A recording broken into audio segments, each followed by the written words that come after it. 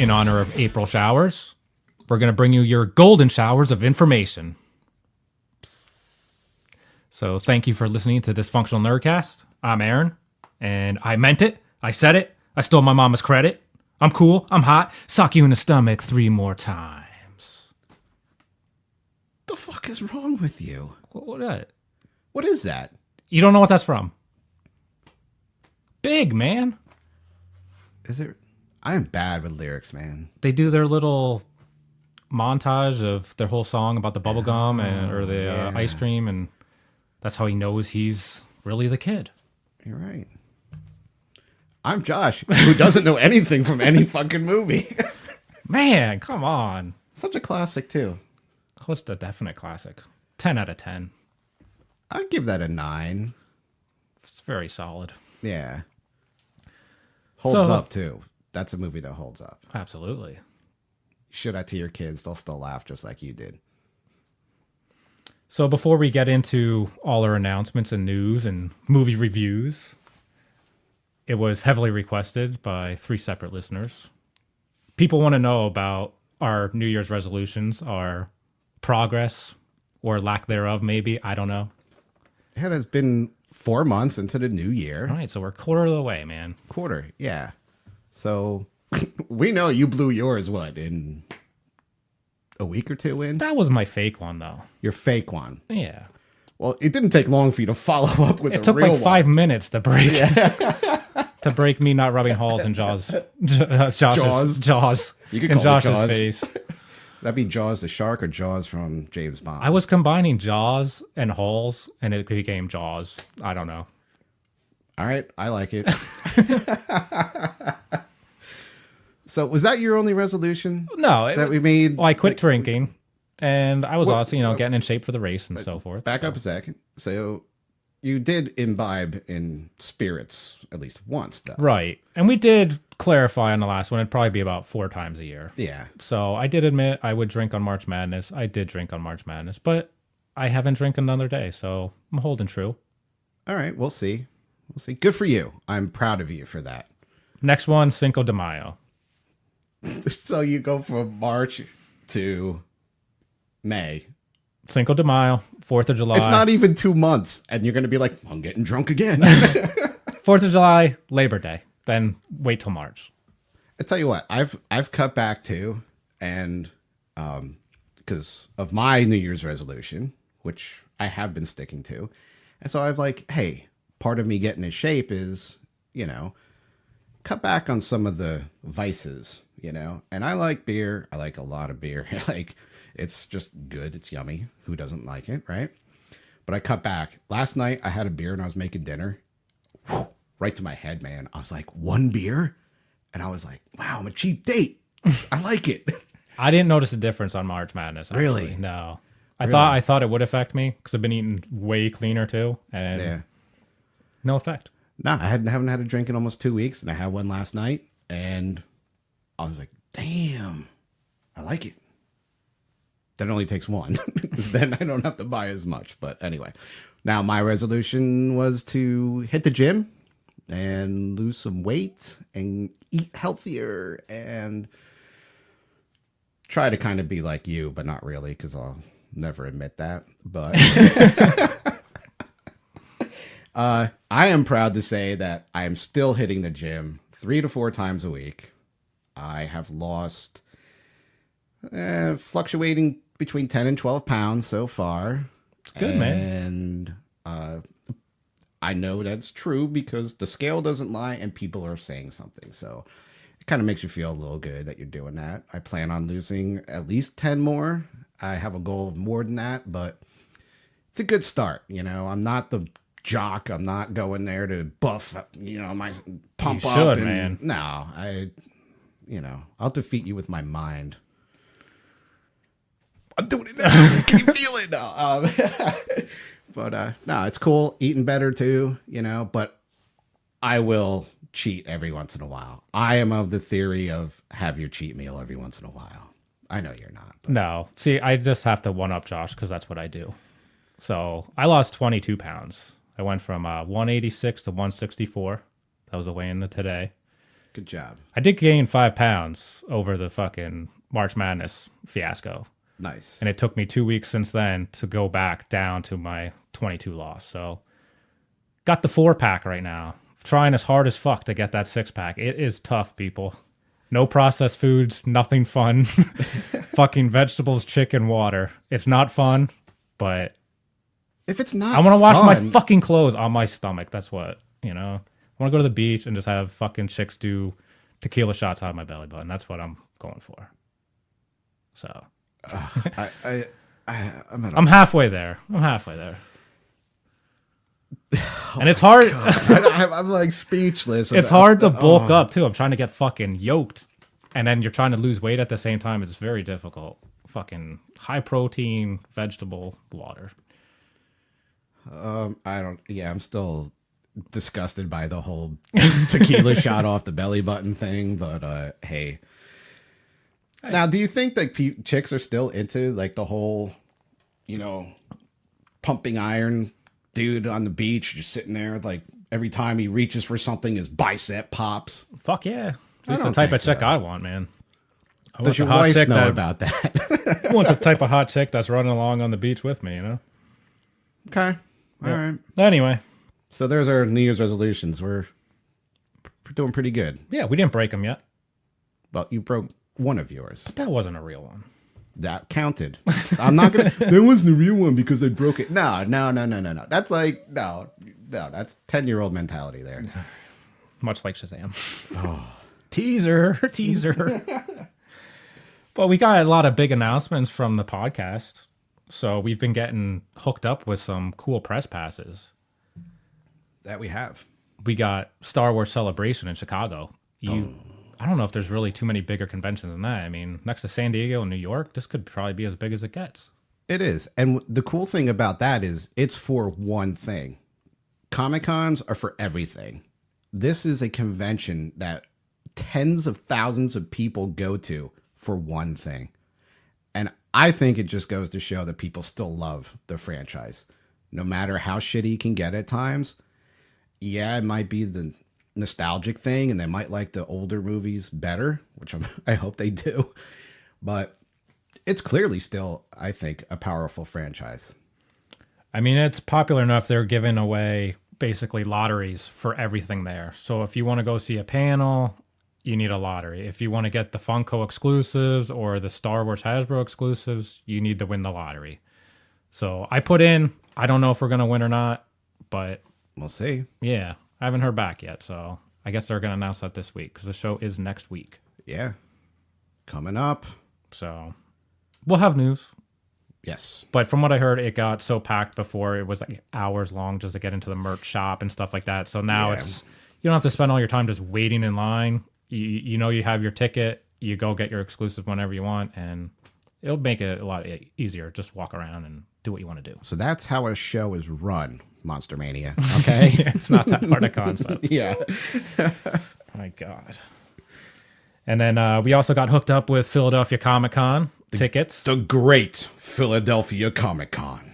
Also, April 12th through 14th. Yeah. We got some time splitting to do. Yeah. I think we'll take the is it a replacement for the Concorde? That jet that went across the ocean in like 2 hours. I have no idea what you're talking about. You don't know what the fucking Concorde was? Grapes. I don't know. No, it was this airplane. It went from like New York to Paris in like 2 hours or whatever, instead of 6 or 7. Like, yeah, to be like uber rich to fly. They decommissioned them for some reason. They're really cool. Look it up. I'm gonna force project myself over to Celebration. But hopefully in Philadelphia Comic-Con we can get... I'm really excited for Alan Oppenheimer. He's the voice of Skeletor. Yeah, I really hope we can get him to do some kind of intro for us in the Skeletor voice. I hope so. He did other voices too, right? He does a lot, yeah. Cool. I'm really tempted to try a really bad Skeletor voice. I'm not a voice person at all. Like to him or now? No, now. Do it, because yours are never on. And then, no, they're so off. It's so terrible. Come on, do it. Let's go. Man, how do I even... He gets real squeaky. Step away. Man! Yeah, Dysfunctional Nerdcast! Dude, you sound like a cross between some old hobo and a Wicked Witch of the West. Yeah, it's more witch. It's definitely more witch. I'm the worst voice actor in the world. Alan Oppenheimer, much better. We'll leave it to him. He's the professional. Yeah, who else is going to be there? Greedo. Yeah, that's... I'm excited for Nick Frost from Shaun of the Dead. And there's a bunch of comic artists there. I was pulling books this week that I need to get signed there. So, I don't know. Hopefully we have some good interviews. Yeah. Some of your Game of Thrones losers are there. Just one this year.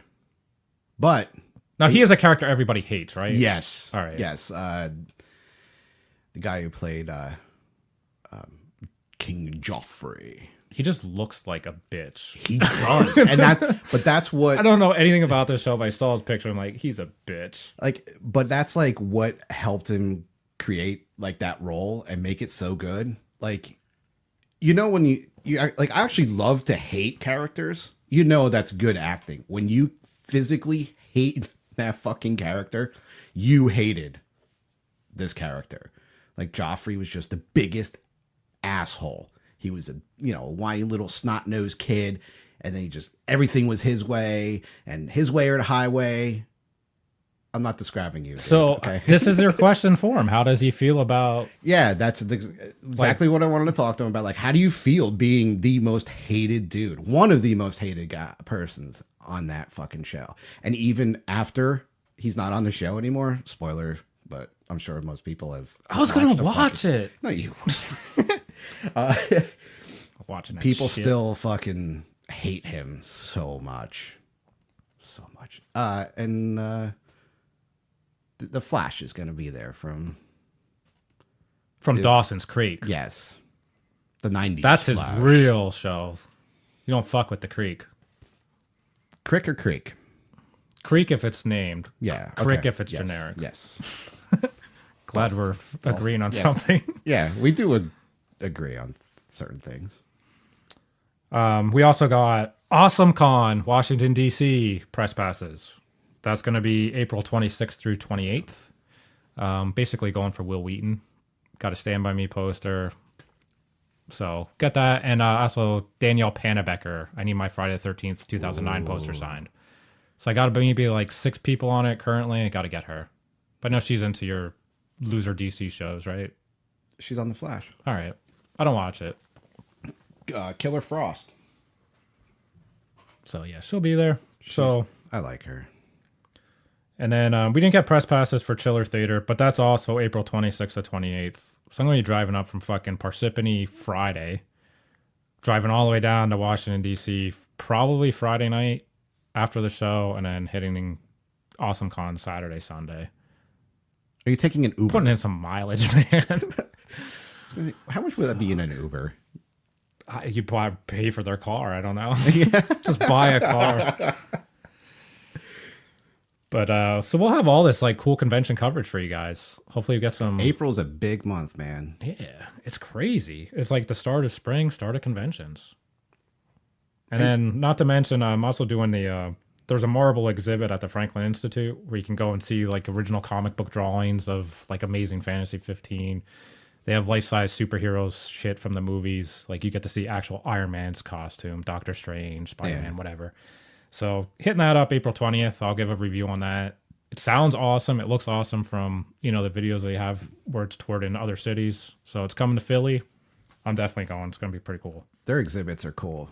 I did the Star Wars one. Oh my God, it must have been like 15 years ago or so. 10 years ago? Whatever. It was awesome. I mean, Luke's land speeder was there. Darth Vader costume, original shit like you're going to see from Marvel. It was just the same for Star Wars. And they do a good job with their exhibits. It's not overly expensive. It's like, I don't know, $25. Yeah, no. And you get admission to the museum afterwards. You do not. No. They took that away. Yeah. Bastards. I thought maybe we would do that and then try to go a little earlier to see the other stuff. You don't get it. I don't know if you get a discount on it. Yeah. Because mine came with the admission, and you go to planetarium, you walk through the giant heart. Yeah, this is entirely separate. Oh, so I don't know if that's just a Marvel thing or not, but definitely for this one, separate entry. Maybe Marvel was too cheap or something to agree to something. That sucks. Boo. What else you got? That's it for announcements, but I've been wheeling and dealing this week. So A wheeling and a dealing. all these damn shows, I need to sell some stuff to get some money. It's about time you actually sold something. Did you sell a comic book? I did. Quite a few. This is news to me. Yeah. I work 6 feet away from you and you're holding this. It's just been this week. A lot of shows, they're not really fun to go to if you can't dig books and buy stuff. So I'm like, it's a lot of shows in a month. I need to spend some or earn some money. So thanks to Stars and Stripe #0, because she was announced as, I guess, getting her own TV show. Yes. I pulled 5 of them not too long ago at our local honey hole for $1. And I've sold all of them for $80 a piece this weekend. So Holy shit. that got me pretty far. I'm about $1,000 this week in collectible shit. And I might have... Like making money off of? Yeah, I earned like $1,000 bucks on eBay. And I might only have like a $50 investment into that. Not bad. So sold some of the Quantum and Woodies. I sold some Cyber Frogs. I have so many. So basically off of Cyber Frog, Quantum and Woody, and Stars and Stripe, I got $1,000. Fucking Speckers, you people are crazy to buy this shit. I would never buy a Stars and Stripe first appearance for $80. These people are fucking nuts. That TV show is going to be garbage. It'll be... When I pulled these, they were $10 books. But I was like, $1. All right, they're $10. I'll take them. And then this week on CBSI, it hit the top 10 list. And this is what I got to do. I have a lot of books every single week that hit that list.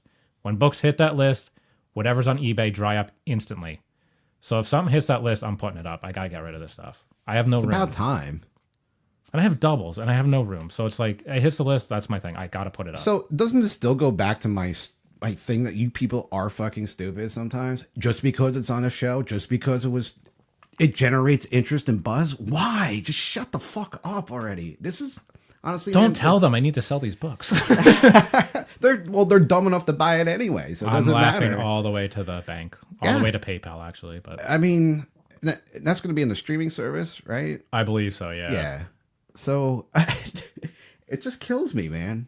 Even if it's not up to your, expectations, the other ones are rated pretty decently. No, but even if the show is successful. The spec dies after the show airs. Like after that first season, it's gonna go down. It'll probably be like a $20 book. But people gotta have it now. It's no different than when we used to sit outside of Toys R Us because we had to have the Star Wars figures that we could buy on clearance or fucking Five Below or the dollar store. Dollar Tree now, baby. $1. I went in to 3 different ones. Only one of them had it, and they only had 3 figures in there, like 3 physical figures.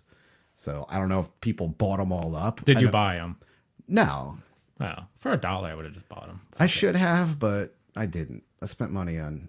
I didn't have enough money to spend on $3 worth of figures because I went to other places and got other shit. But yeah, so I've been wheeling and dealing that. I got some really cool comics this week, too. I got a bunch of, 70s retro shit. Bunch of the magazines, the Marvel magazines, are all $30 to $40 a piece. They were $1. And then I had to rub it in your face. I got the Empire Strikes Back, Marvel Treasury. I knew you were going to that fucking store. I knew. And don't tell me I was in the neighborhood. I was in the neighborhood. I still knew you were going. I still knew. It's not my fault. So I collect the cereals from Funko, and FYE announced they have a Xenomorph box. It came out that week. I'm like, all right, I'm going to go. Well, I literally drive past the damn store. They're doing buy 5, get 5 free. I'm like, what the fuck? I'll take a chance. And it paid off. And yesterday, I do the same thing. They got more Pop exclusives. They got the Upside Down Will I wanted and the Pennywise from Walmart. So I'm like, all right, I got to go pick them up. I email them or whatever, message them on Facebook. They set it aside for you. Go and pick those up. What do they have? Whole long box of 20-cent, 15-cent books. Oh my God. There's Supermans in there, but they're jacked. Oh, well, still. But $1. Yeah. But I pulled out a bunch of Marvel stuff. I'm going right after we're done with this podcast. Pulled a bunch of Marvel stuff. Some old Charlton comics. It's cool stuff. Those are great fucking books. So that was just luck. I went for the Pops. I was like, let me just double check. And they had 1 box. You texted me that, and I was like, damn it. So last Saturday, and that was Friday night, the Saturday, next day, I was like, you know what? I'm just going to head over. They had shit left, but I got those so the Golden Key, those ghost stories. Oh yeah, I did see those in there. Those are cool, man. I like them. They're good retro books. You know, you gotta pick and choose. Some of them are obviously worth more than others, but they're not all of them are $10-$20 books, but there's cool books for $1. And you think you saw my arch-nemesis? Yes. I think it was him, but I think he decided to grow a beard. He was the most annoying person there. It was me, him, this kid who had he talked a lot. He had autism. I think so. Well, according to our arch nemesis. Yeah, so I get there first, and this dude's there with like a 10 or 12-year-old kid, and the kid just would not stop talking. He's like, "Do you look at this Spider-Man? This Spider-Man's really cool." And I would oh, look how he's shooting the web in this one. Now he's upside down. Oh, do you think this one has, Doc Ock in it? Blah, blah, blah. Ooh, look, here's Hulk. The Hulk's really green. Do you think he's really green because of this? And he's like going on and on. And the guy's like, okay, yep, yes, I have that one. And he's like, obviously knows how to, talk to him. Yeah, it was a little annoying because I don't like anybody who talks too much, even though I talk a lot.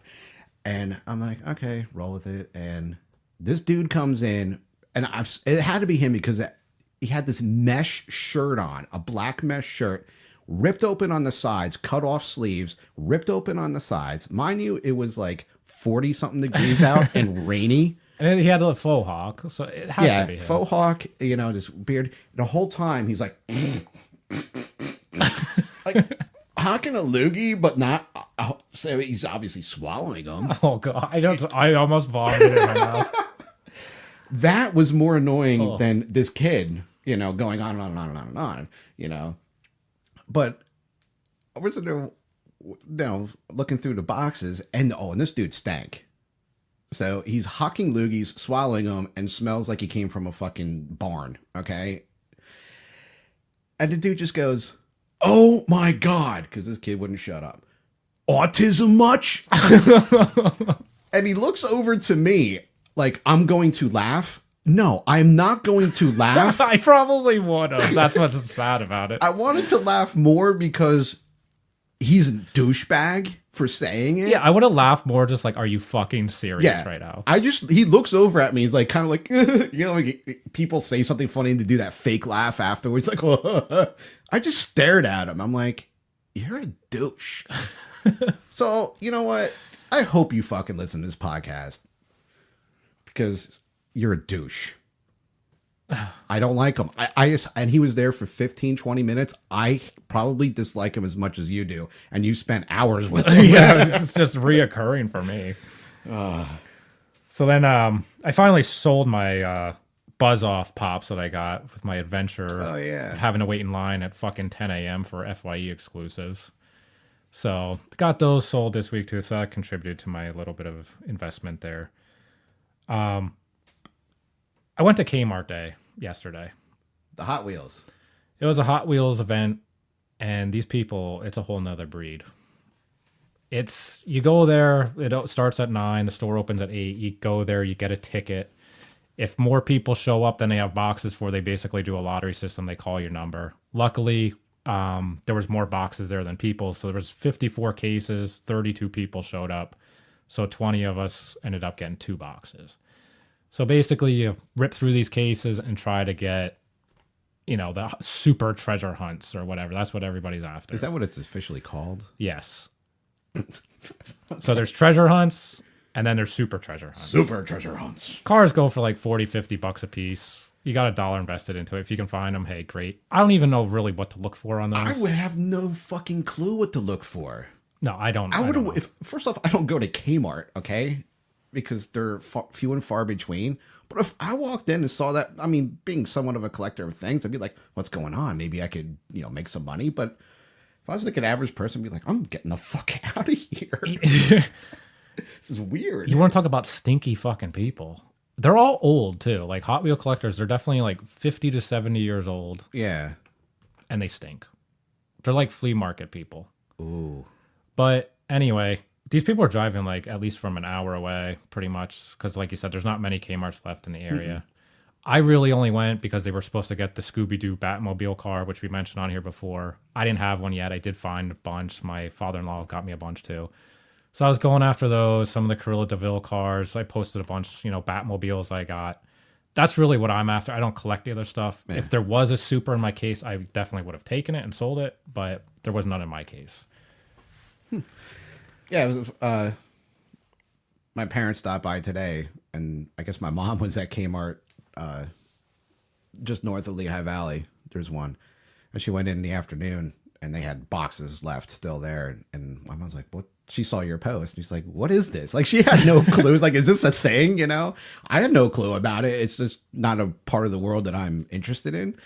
And, you know, she picked up stuff. She goes, you could have gotten anything. It seems like you could have gotten most anything you wanted. Even later on in the day, they had that many. So at least they're well prepared, I would say. There's like a handful of cars though that everybody's after. They were gone.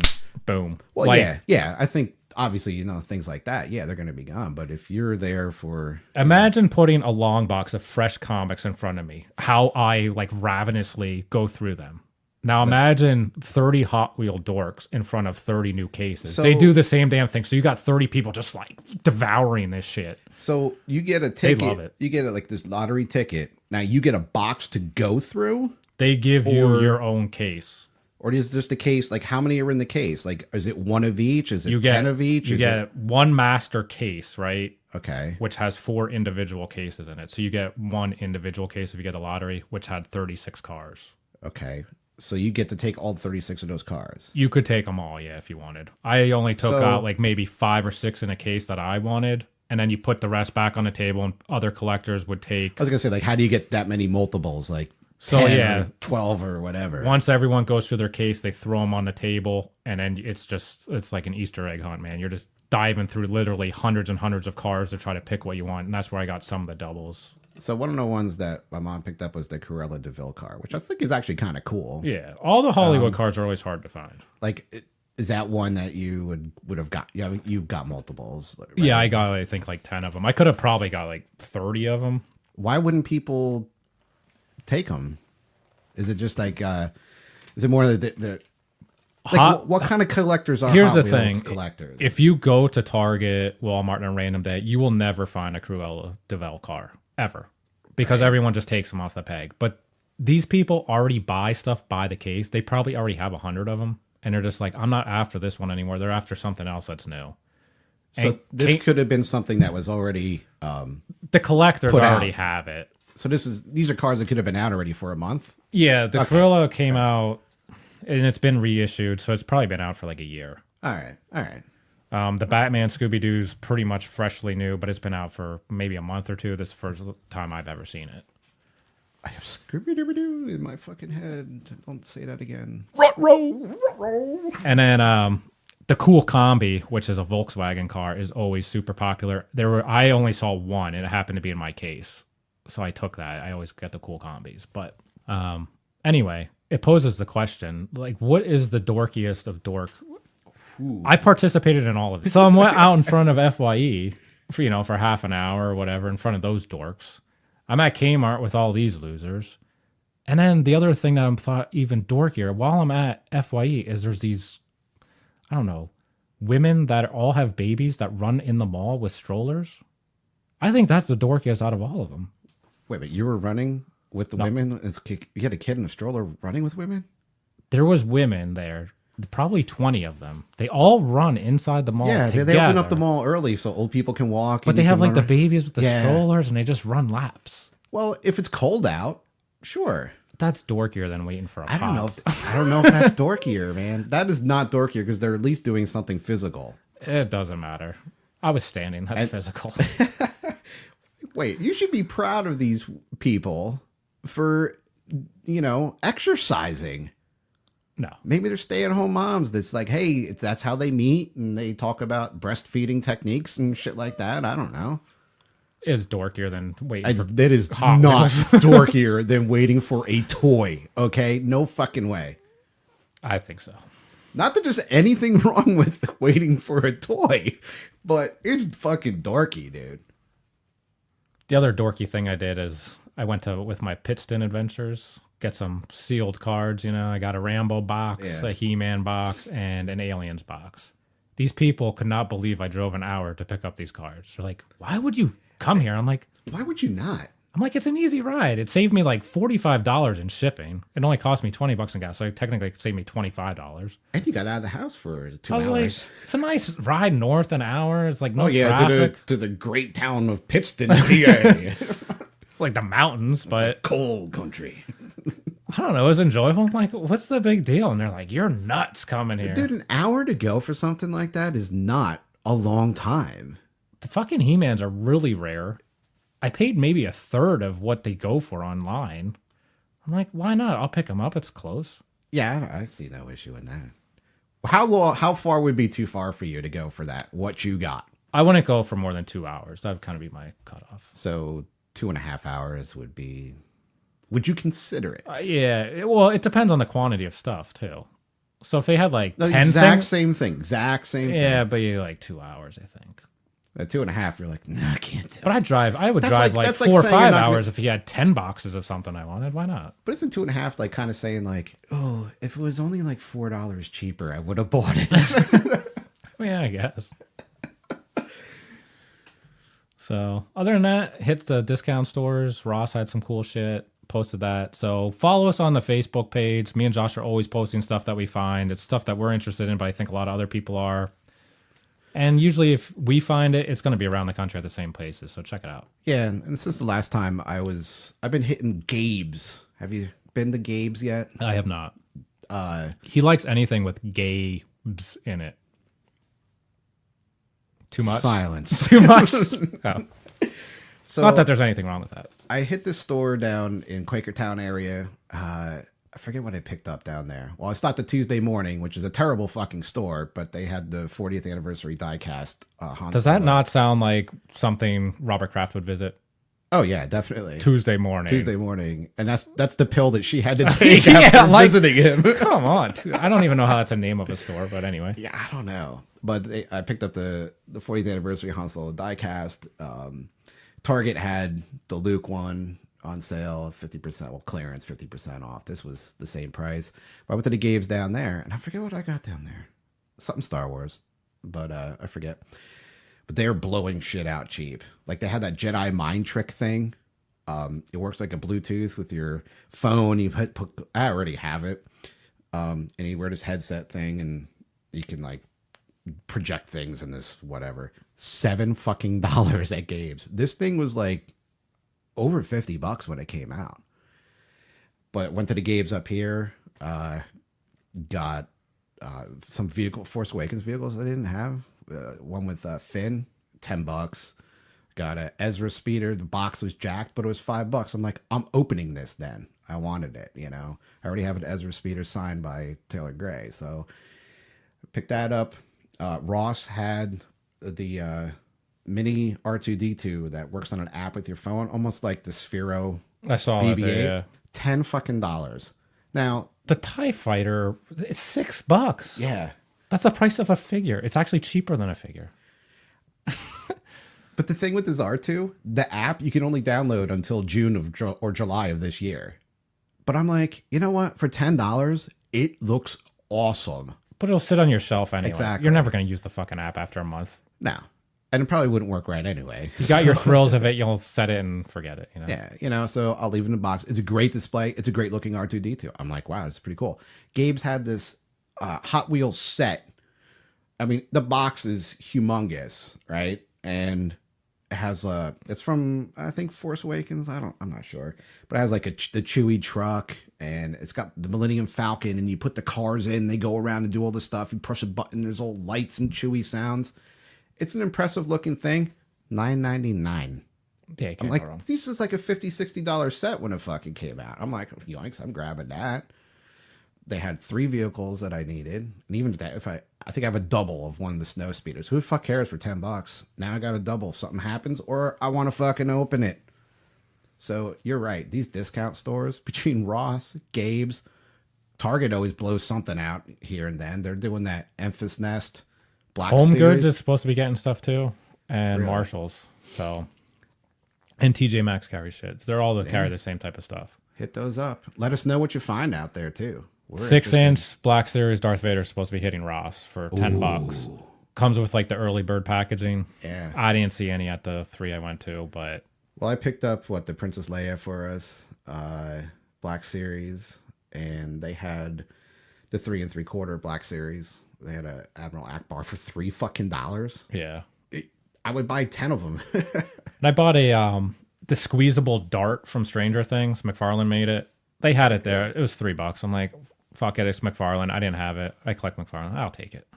So It's actually fun to go into these stores. It's something different and new. And because it's like a flea market indoor, you have no idea what you're gonna get. Exactly. You go in, shit is fucking thrown everywhere. Is the most. I hate the store. I can't. Stand it. You have to wait in line. It's always so packed. I've never waited less than 15 minutes. And it's like that place that has those poles on the shopping cart because they think everybody in there is a fucking thief. They are. Well, yeah, but I feel bad when I walk in that store. I'm like, this is the sacrifice I take because I love toys this much. Well, I told you around Christmas time, I went in there for looking for some of the Star Wars stuff, and the lines were out the fucking.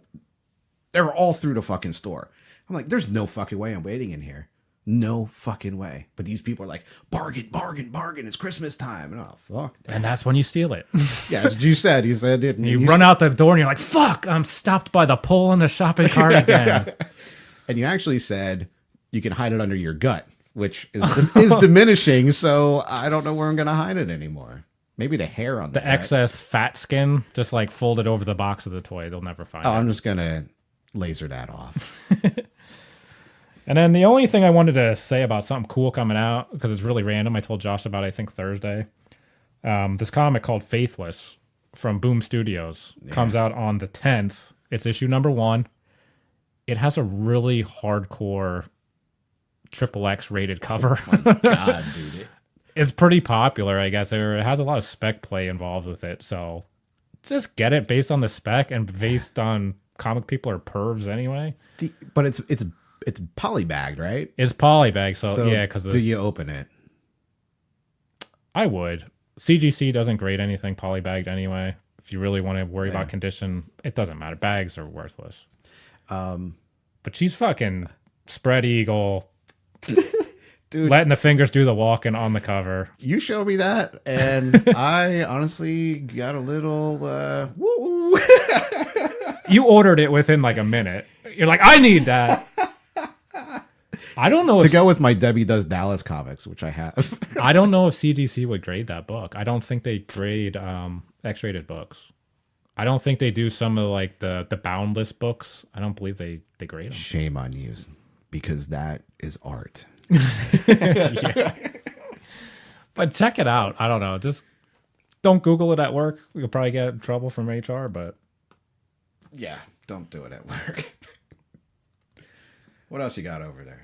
That's it for like toy bullshit, whatever. But there was a lot of trailers that dropped, a lot of movie news. Yeah. So before we get into that, the one little movie news is Halloween Part 5, lost footage. They found it. So this will eventually be out on some kind of Blu-ray special edition, but the lost footage makes so much more sense for the movie. So 4 and 5 go directly into one another, and they kind of blow Michael up in the cemetery. He drifts down the river, and this guy finds him, and he wakes up a year later and kills him. That's kind of all you know from the actual Part 5 movie. But the lost footage actually shows how he kills the guy. It's a different death. They show how he actually nurses Michael back. He does a lot of this demon throne shit or whatever. The sign of the fuck's the name of his thorn, right? Yeah. Yeah. So they show how he tattoos him, and that's actually what brings Michael back. He does all this mystical shit, and which goes more into what we see in Part 6.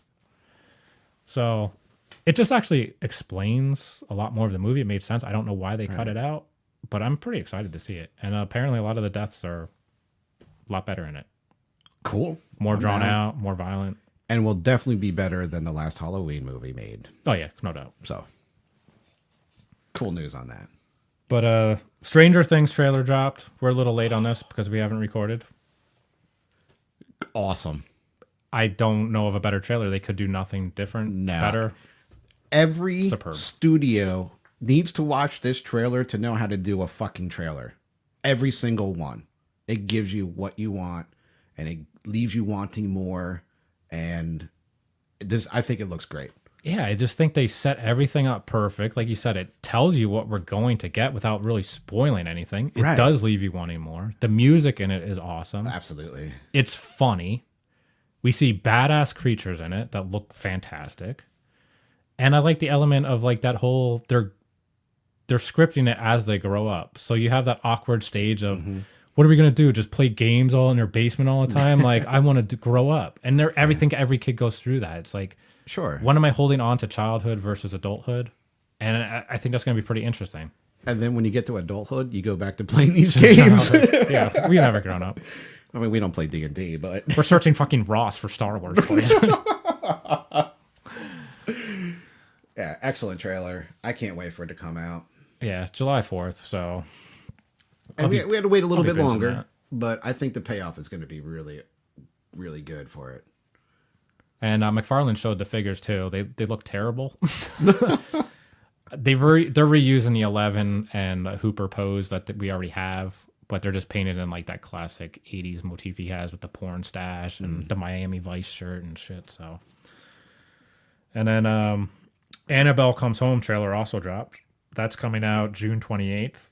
I think it looks pretty badass. I'm a fan of the first two for sure. I like that Vera Farmiga's coming back.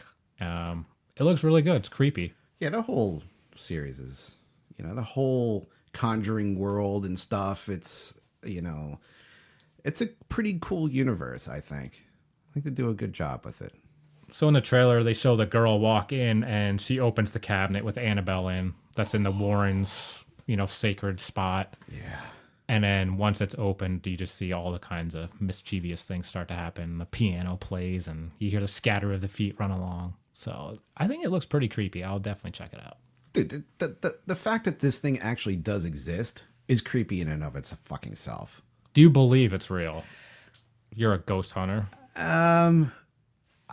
I think there's certain weird things that are unexplained. I'm very skeptical about it all, but I would love to investigate it. Not really, just in case it's something really bad that's going to kill me or something, but I think that there are things that are unexplainable, and I know I'm being vague on this, but that's what the skeptic in me when I deal with this. I think there are things. It's just proving it is so hard. Here's the thing. Is it coincidence of things? Is it, mass hysteria? I don't know. Here's the thing. I say I don't believe in it at all. Like, I think it's bullshit. But you're scared. But if somebody gave me the doll and said, just sit it on your couch, I'd be like, nah, I'm good. I'm good. Like, I'm not really, I'm not a participating Catholic. I am, but a Catholic, but I don't participate. I also wouldn't burn a Bible. I don't necessarily believe in it, but I don't want to burn it. It's just... Yeah, well, I don't know, man. It's too creepy to just take the chance on, Well, that's the thing. So therefore, You're I exactly do believe, right? You probably do, without even knowing. Yeah. But hey, you know what? That thing is in a box, in a glass case for I'm not a fucking reason, with it. okay? Yeah. It's in there for a reason. People honestly believe that it does. There's something up with that maybe there is. And I could go on forever, but there are studies that show that you believe enough in something, you can make something happen. So This is why I keep all my figures in the boxes. They're all little possessions. so they don't possess you. Yes. So no, Fucking Toy Story happened. What if they all gathered around 5,000 figures and they just came and I couldn't fight them all off? what makes you think they're all going to be Be like bad? fucking Puppet Master, cause You- most of them why are the- horror figures. That doesn't mean anything. I don't see a good They could be Freddy like, coming hey, along. Aaron. No. There's Freddy with his, knife fingers. Hey, He's gonna butter what's my up? fucking toast. No. Yeah. No. He's gonna cut up your chicken. No. You can have, I don't know, Leatherface pour you your distilled water that you like to drink. No. He'll wear my face. Is what he'll do. Speaking of dolls, big news with Chucky. Oh yeah, I like this Well, of course you do. Please announce why. because Mark Hamill has announced that he will be the voice of Chucky. It's interesting. I think it is an interesting choice. And what the fuck kind of voice is he gonna do? Is he gonna do a kid's voice? Is he gonna rip off the Joker and just do a Joker voice? Or is he gonna be a crazy old man? I don't know. He is crazy already, so he is. I think he's out there, but he's a cool out there. He's certainly qualified. He does a ton of voice work. There's no doubt about it. But like you said, I'm just a little worried. I don't want to hear Joker as Chucky. No. So I hope he doesn't go that line of crazy. I wish he would have gave it. He did do on Twitter or something. He gave us a video announcing it. Was it WonderCon they announced it or something? I wish he would have just gave us like, I'm back or I'm Chucky in the voice. I think it's cool that he didn't, because, maybe... I know they're saving it, but... Yeah. But you're right. He is more than qualified to do any voice acting. He's probably just as well known for his voice acting as Luke Skywalker. And nobody talks about any other roles he didn't have. But he's very good at his voice acting. So, but do you really think they would allow him to do the Joker? I don't think so. I would hope not. At least the studio's going to be like, look, just don't do the Joker voice. Okay? Don't even laugh like him. It might be it's probably going to be something we have no idea what to expect. I see it coming out of like left field, and wow, that's not what I expected at all. But I think it's cool that you're not using Brad Dourif or anything. You're not, you're separating yourself from the original. And I am happy that they did not do Brad Dourif because, like you say, it's a remake it. Yeah, we'll get into that later with a different movie. And if it's technology based, I would hope that it is like a kid's voice. It's not a possession type movie. That's not what I don't think we're getting that from what we've seen already. So that's cool. And speaking of Joker trailer dropped, coming out October 4th. It did drop. Joaquin. Yeah. Wow. The Phoenix Rises. Whew. What did you think of it? I like the trailer. I think it's going to be a different story than we're used to as far as like this comic book world, which I'm looking forward to. And I think DC is maybe realizing that it's okay not to make a typical comic book movie, because everybody knows that they can't make them as well as Marvel. So I think they're going in a different direction, standalone films and the films that they're doing now. And this being a standalone, this is not in any DC universe thing they're trying to do. I think it's cool. I think it's going to be a story that we think we know what it is, but it's not going to be what we think it is. I think he looks great as the Joker, honestly. At the end of the trailer, when he's just all dolled up as him, dude, you got to admit, it's creepy as fuck. He's a creepy motherfucker. I like the trailer a lot, but I'm so apprehensive with anything DC at the moment because I liked the trailer for Shazam and another tease. It really let me down. I'm so worried about just being fucking burned again. I don't want to get my expectations up. That's what everybody is saying. Oh my God. Aquaman sucks so bad. Suicide Squad sucked so bad. People are even harping on Wonder Woman, which I don't get, but they all are harping on DC movies saying it sucks. It does. They've built this up, the trailers, and then it just sucks. But I mean, as far as the trailer itself, it was really good. It is. I like you said, when he's fully Joker at the end, yes, it's awesome. He looks fantastic. Now, I don't want a movie, though, and the way the trailer makes it look, we might have an hour and 45 minutes of him trying to become Joker, and then only like 15 minutes of actual Joker. I don't want that. And I can see it. It's obviously going to be more story-based than anything. I think, based on our discussions of movies on and off this podcast, I think it's going to be slower than we're used to. And there's where I think you don't like those types of movies. I like dramas a lot, but if they're not done well, they do get very boring. You have to keep it really intense and psychological in order to have a good drama. But that's a psychological thriller drama. But I think that's what all dramas are. Is this what this is going to go to, though? Like, I see a lot of background. He's got this Oedipus complex going on. He's, trying to make it. It's got this little bully thing going on, I'm not sure about the Norman Bates mommy issues. Yeah. That's a little weird to me because what worries about me this trailer, I didn't see it as Joker movie. I saw it as a crazy ass guy who it just wants to be like a serial killer and a clown. It's like John Wayne Gacy's movie, or Yeah, that's what I'm saying. It's going to be different, and it could take that route, but I don't. but I just don't see it as Joker though. It's not. It doesn't scream Joker to me. It just screams crazy psychotic guy, which is cool. That's what makes it. But that's what the Joker is, a crazy psychotic guy. So take a little liberty with something. You always say, what, same but different? You can have the same character. What's wrong with a little bit different, retelling of it? But we've seen DC go different with a lot of their characters, and it's burned them every time. Whereas Marvel, I think, takes more the conventional route and sticks to what people like, and it seems to work out a lot better. I don't mind a conventional route. However, now the conventional route is getting boring. It's just the same thing. It's a formula over and over. Not saying that's not a good movie. They are good movies, but it's just the same thing.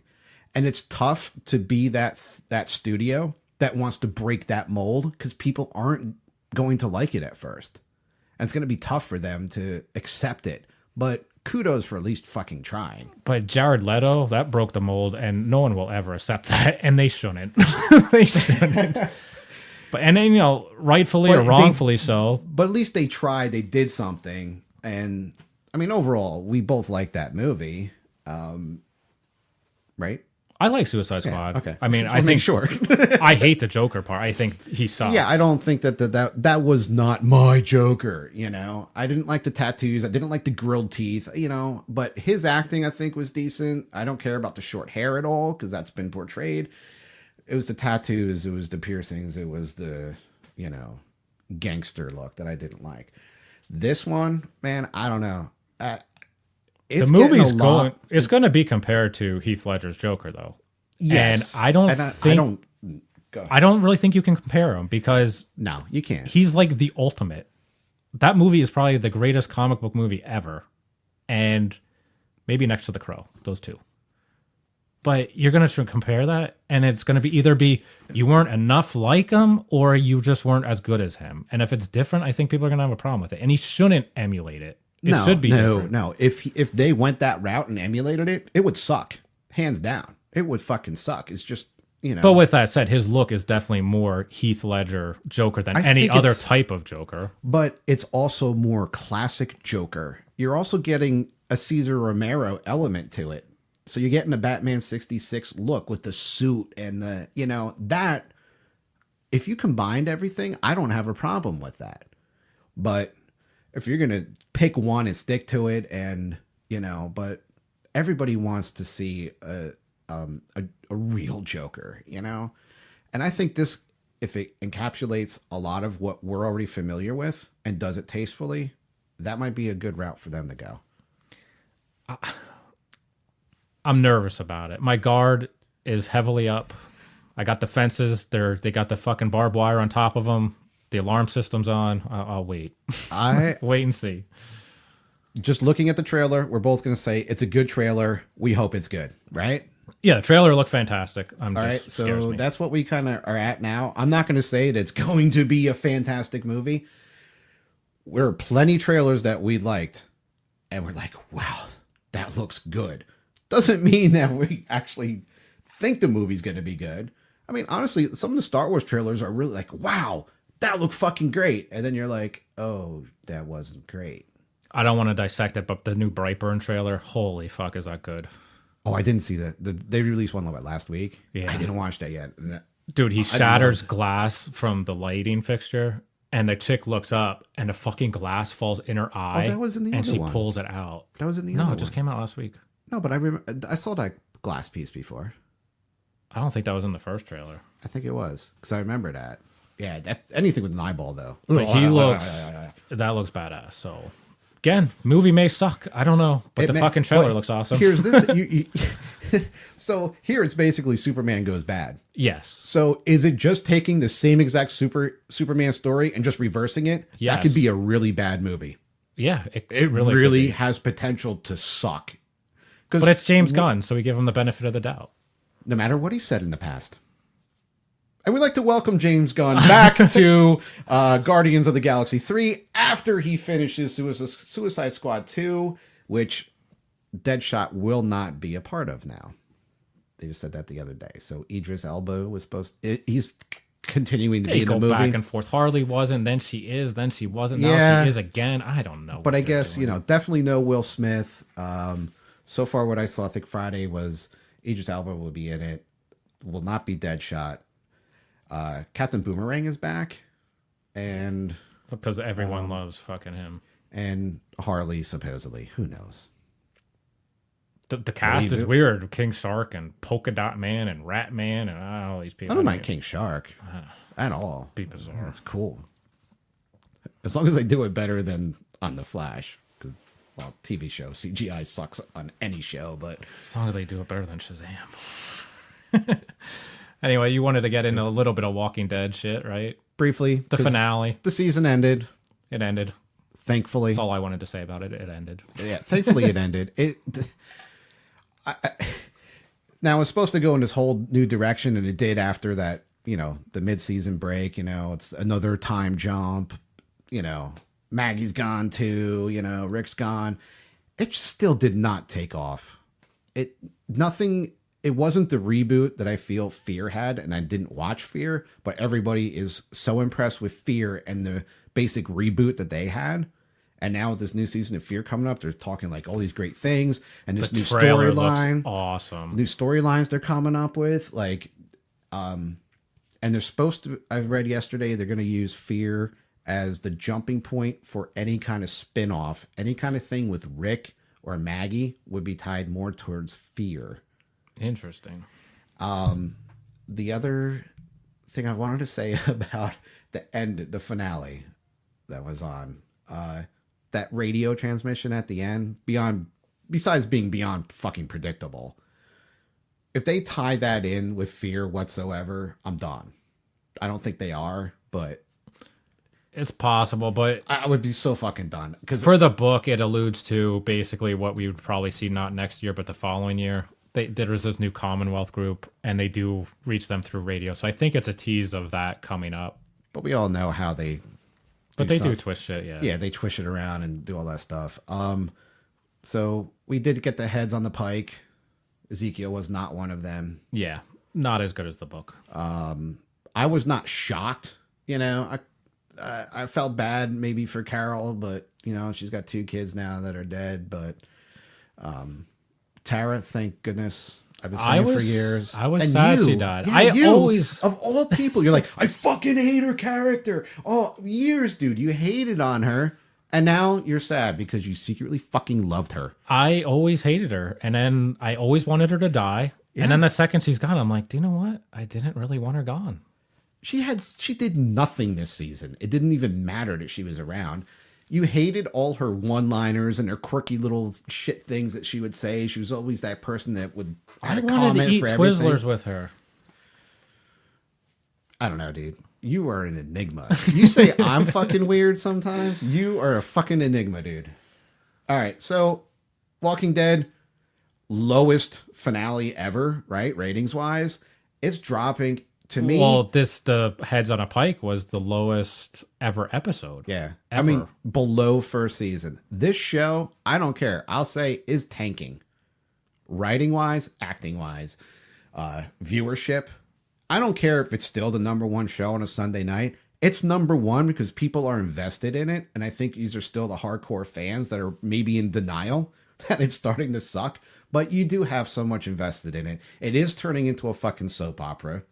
And if that's the route they want to go, you're going to lose viewers. Well, yeah, they have baby mama drama. Yeah. What soap opera doesn't? And what was the other thing? I don't know. I'm done. Can I ask you, you mentioned the bad writing. Can you make any sense out of the last episode? Somehow they just had a fucking carnival or fair or whatever 2 days prior. They have enough resources to make caramel apples, for Christ's sake. Now, 2 days later, they have literally nothing. They have no food. They can't survive. And not only that, they're like, we have nothing that we have to go trek in the middle of a blizzard outside instead of bunkering down for 2 days inside a building Apparently, you're safer to just walk out in the middle of a storm, get frostbite, have to fight zombies. Either way, you're not going to have food. Which way do you think you're going to be colder? I was totally confused by that episode. It makes no sense. Well, I'm watching it, and sometimes I'm watching Walking Dead, and I'm more interested in checking out the pop culture news on my phone. I try to multitask, but my ADD kicks in, and I don't hear things all the time. Did I miss something? Did they have to leave the kingdom? They said it was everything's broken. We can't stay here. We have nothing, no resources. All the pipes and everything. That was his thing in the beginning. Yep. So we have to go. They had 20 people in that fucking caravan. The kingdom only had 20 people. Apparently. Where the fuck is everybody else? You had this whole fucking carnival that most of the people were from the kingdom because Hilltop and Alexandria only sent a couple people.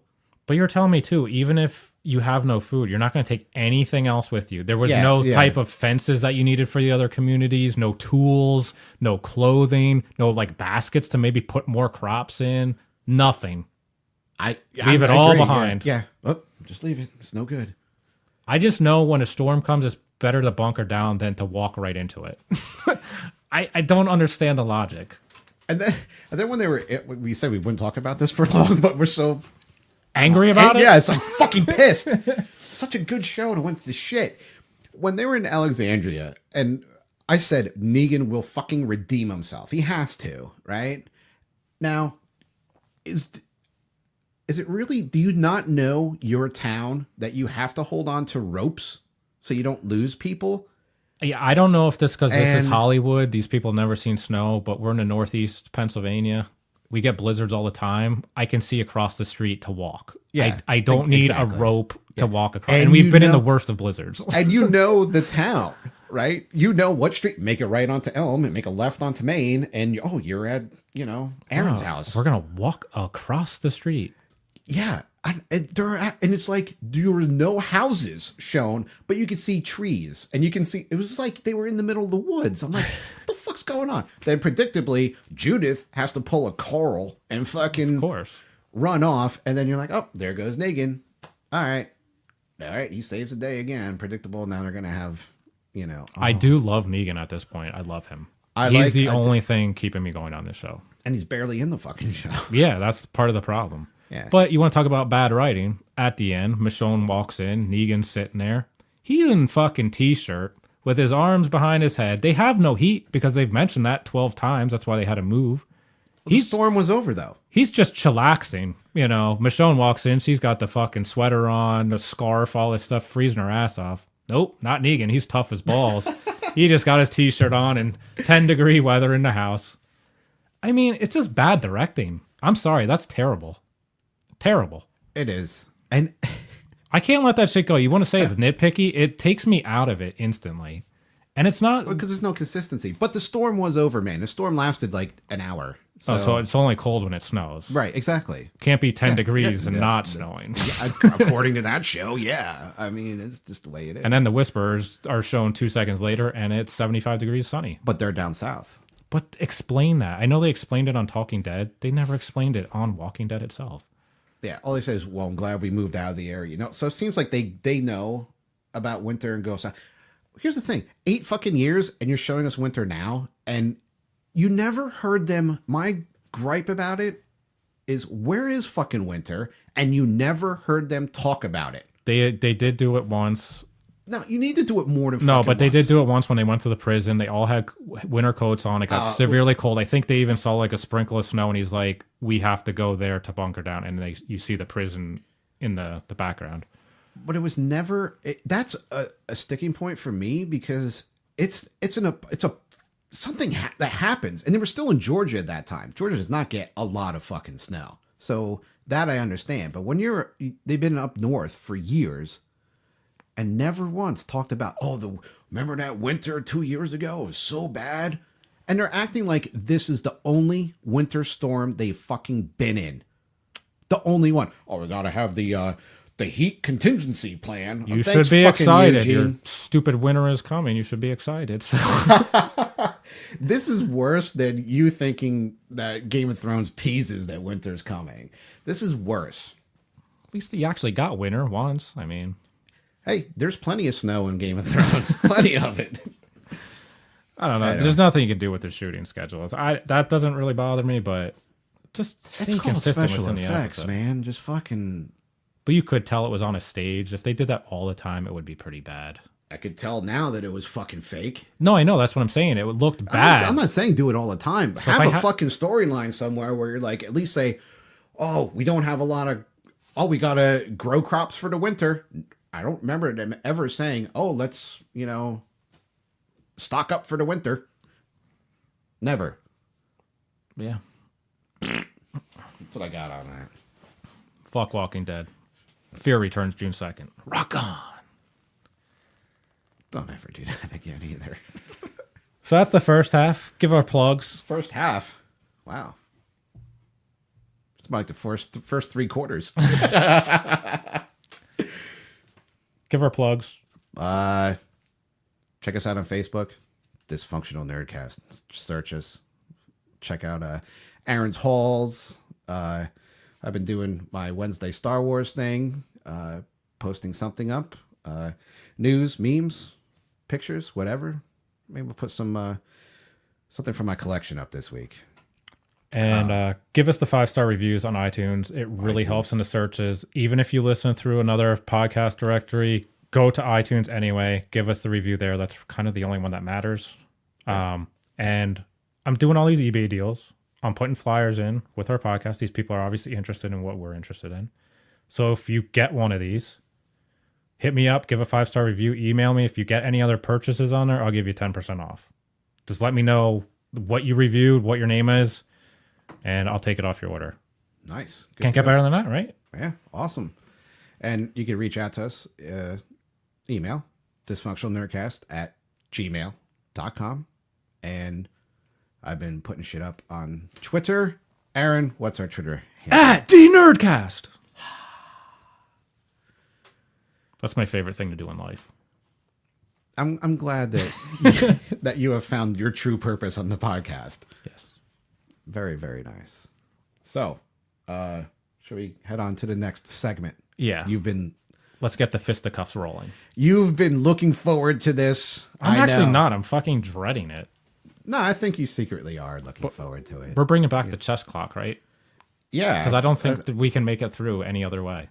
Well, we'll definitely have to have some kind of. We can't have a mediator here, so we're going to rely on the chess clock. How long are we going for?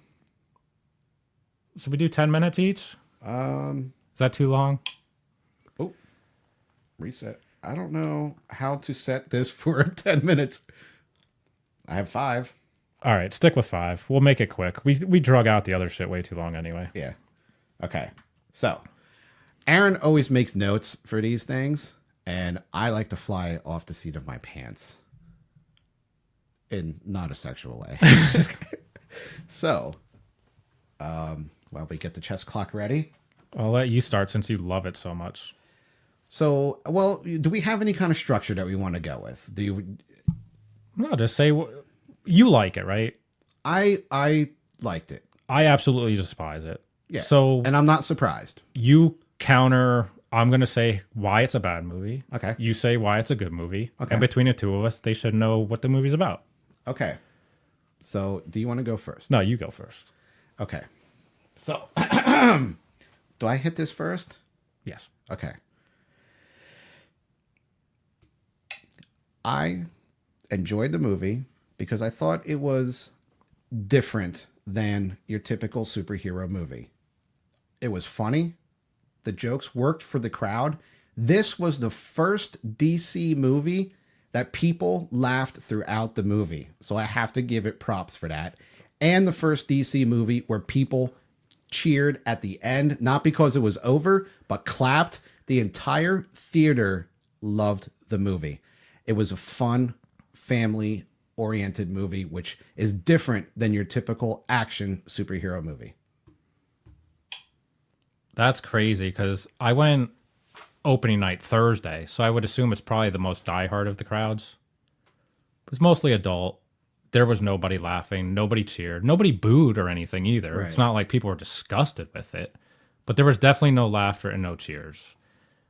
It's definitely different than the rest of the DC universe. It's not dark in any way, which I'm fine with. The problem was it went from dark to corny. And I don't think they did corny in a good way. I think if you made yourself self-aware of it and you embraced the corniness and you kind of had fun at your own expense like Deadpool does, then it would work. But it didn't. It just came across. I thought everything in this was Nickelodeon. I thought I was watching a Nickelodeon superhero movie. It's made for little kids. It's definitely an 8-year-old audience. It just offered nothing for an adult at all. I will say that it was geared more towards a younger audience. But saying that, I did not think it did not entertain me. I was still entertained. Okay. Was it corny? Yeah, it was corny, but I thought it was corny in a fun way. Not self-aware. They made fun of his costume and the cape and everything in there. And there was no reason to keep making a joke about it. They just made the one joke and that was it. Everybody knows that the fake muscles looks goofy and stupid, but that was part of it. But they did recognize the costume being, corny. Nickelodeon, yes, I think it was, like I said, more geared towards a younger audience. I don't think that's a bad thing, and it worked for that audience. You don't have to make a movie for everybody, and I don't know if that's their intention or not. But it was never marketed as a movie for everybody or a market for kids. It wasn't marketed to anything. It was just marketed, here's a Shazam movie. Go see it. I think that's why it's a complete failure. It should be marketed towards everybody. I think every age group can go to a Marvel movie and enjoy it. Kids will think the action's cool. Adults will get into the adult storyline behind it. It's enjoyable. This, I think, unless you're of the prime age of 8 to 10, you're not going to understand the movie. Like you said, the costume was totally ridiculous, but to go along with that corniness, the overacting of everything is so exciting. It was like watching Freaky Friday or 13 going on 30. It's just like when adults try to overact like a child, it comes off really bad. I just felt like I was watching Honey, I Shrunk the Kids, which is not a good movie at all. I compared this movie, and I'm not joking, to Sky High from Disney, which is one of the worst movies of all time. And I'll even let you interject here. What do you think the Rotten Tomatoes score is on Sky High? Oh, it was in the 70s, wasn't it? It's 73%. Which is only 6 less than Captain Marvel. Nobody in the world would say Sky High is a good movie. So throw the ratings out. But that's the type of movie it is. I never heard anyone say that's good.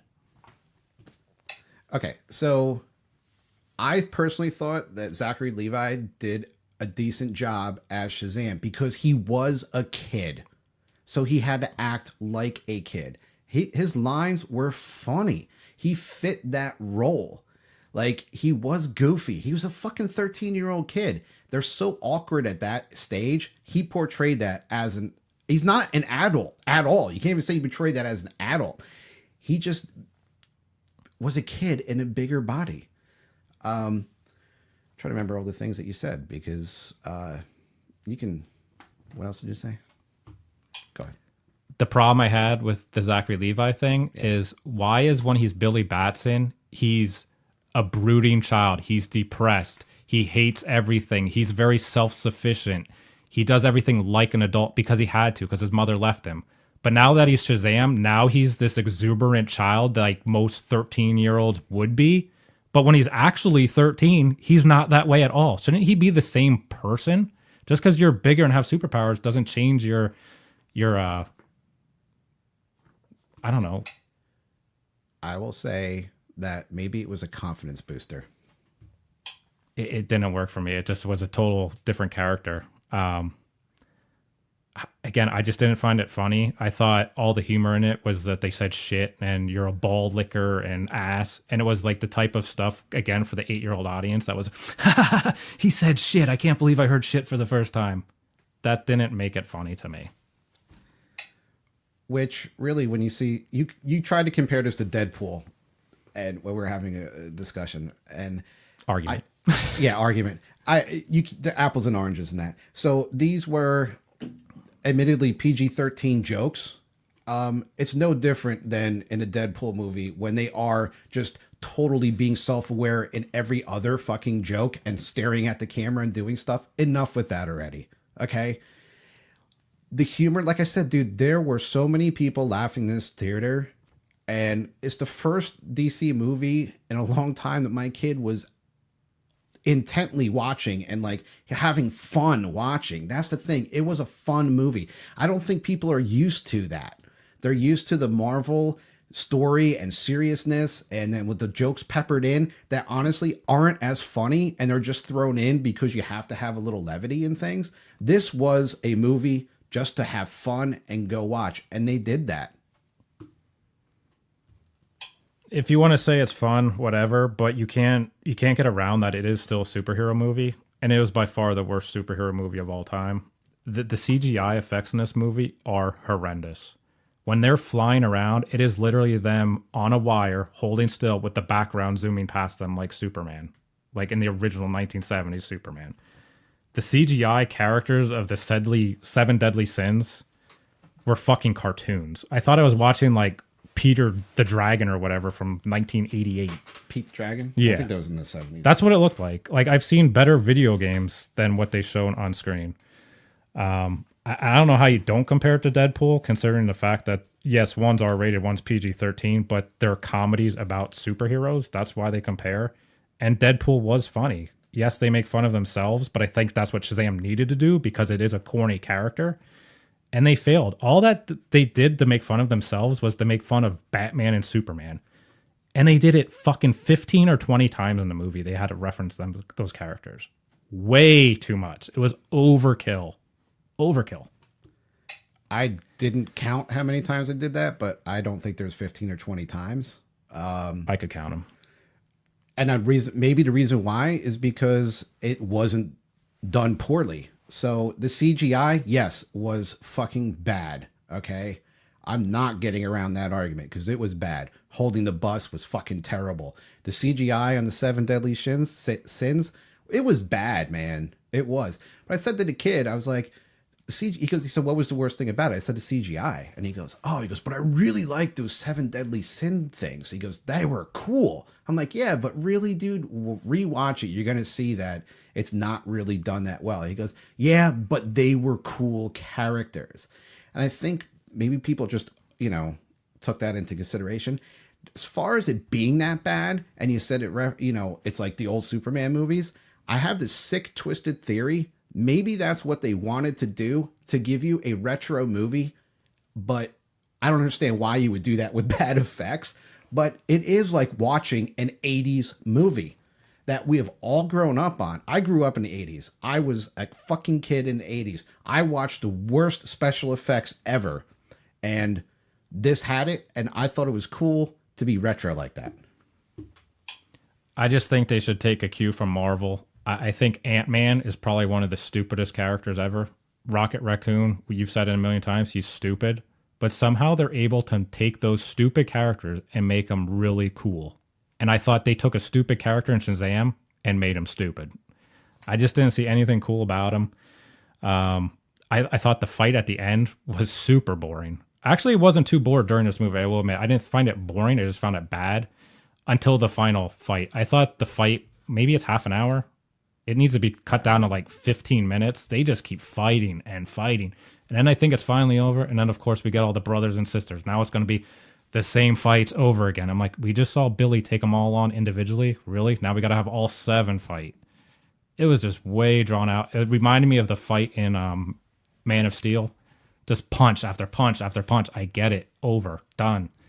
And go back to the CGI. Just like the way he even bounced off of cars. It was like a ping pong machine. Atrocious. And when it's that bad, I lose it. It just takes it out of it for me. I can't get involved with it. It's just too little kid. Again, maybe not bad for an 8-year-old, but I'm not 8. I'm 37. And you're out of time. I have 3 seconds, I think. I don't know. I lost track of how to use this fucking clock. We tried. We can't even have a mediator of a chess clock, so we don't know how to use it. We'll give our closing arguments and wrap it up with your numerical review, whatever.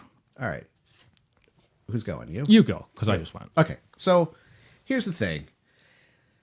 Like I said, I don't think people I think it was stumbling on my words here, but the movie was 100% different. They're not different in the fact that you thought it sucked. It was different because it was lighthearted fun that I think a comic book movie should be.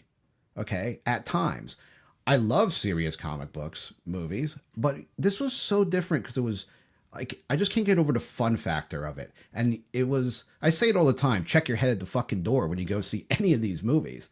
And I just liked that it was lighthearted. It had a good message. For once, it wasn't like, I don't know, this overbearing, brooding, like, I'll steal your word, like movie of, and they both companies do it.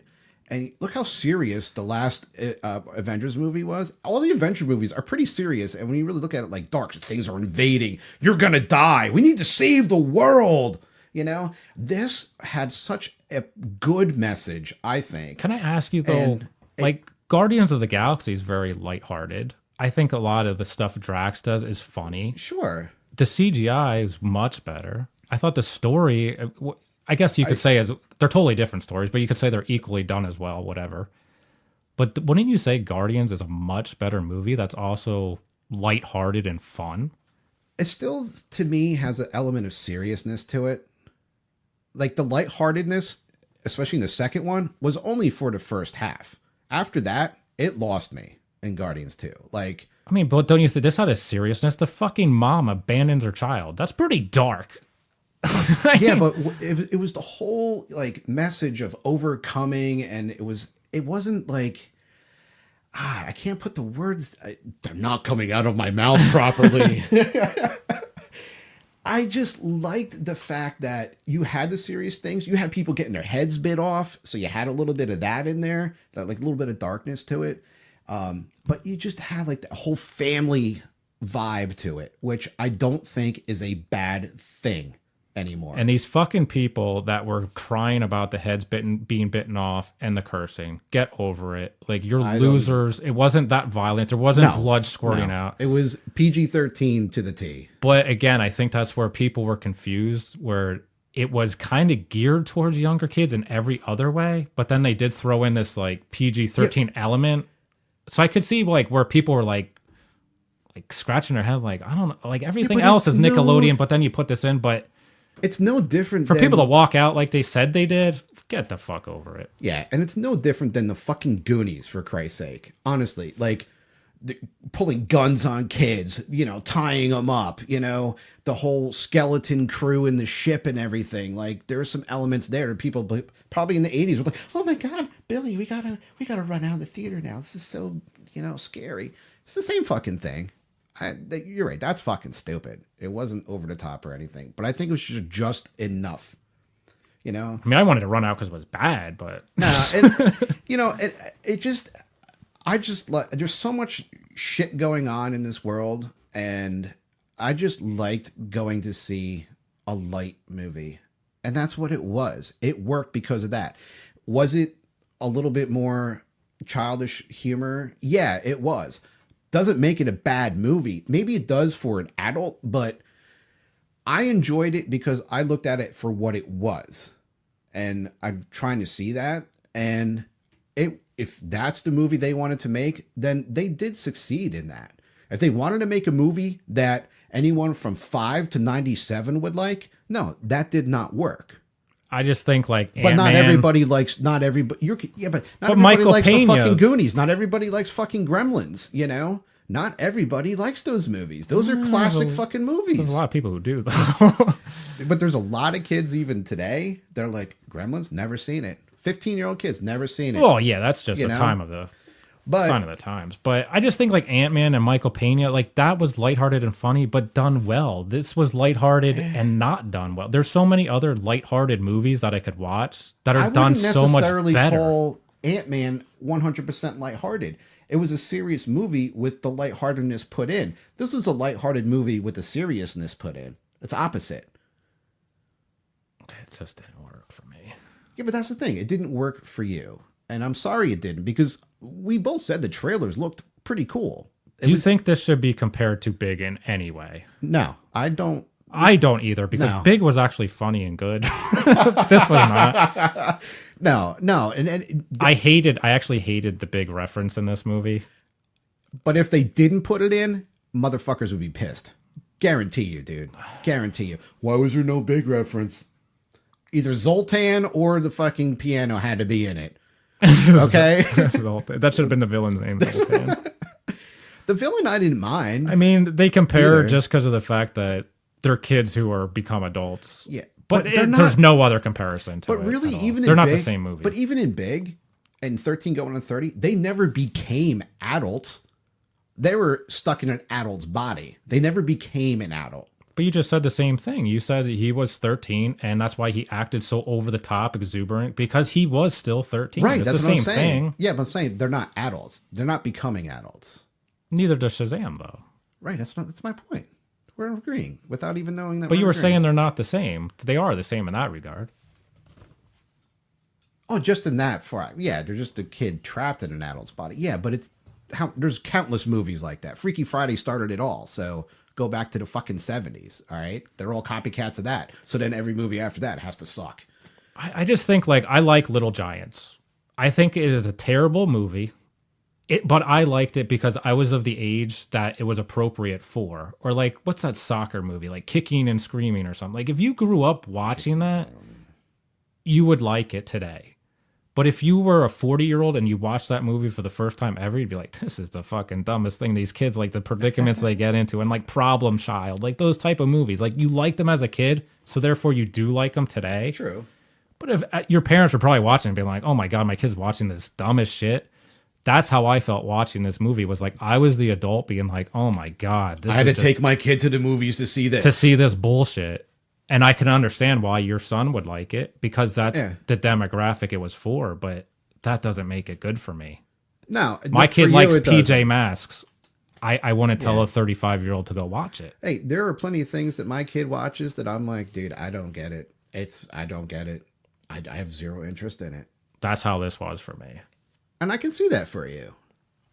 But for me, you know, just the experience of going and having people, I think, in the theater who liked it and were laughing. Like, obviously we talk spoilers. The Santa Claus at the end, you know, they bleep him out, but he says motherfucker and it drops the F-bomb again.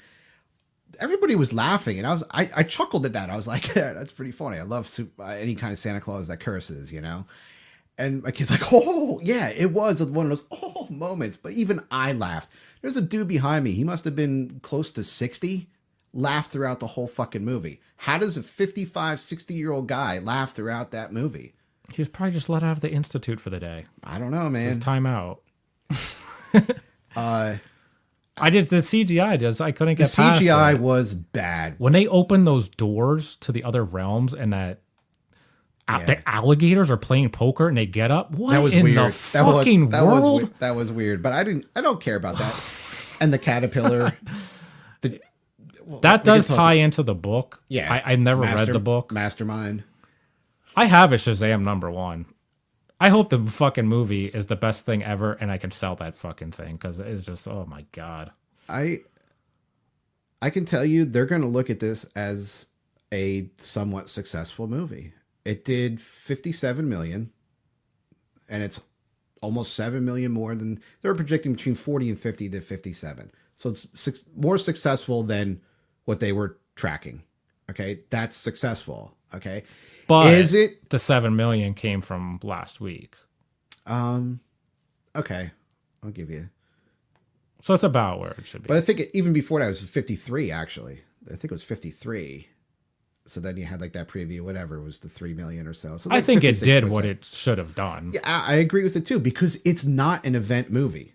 I would never say that this was a Marvel event movie. You know, this is it's just a movie. It's just a movie to go see. There's nothing wrong with just going to see a movie. And that's the niche that it filled. But to me, that sounds forgettable. And if it's a good movie, it can't be forgettable. And you're saying it's just a movie.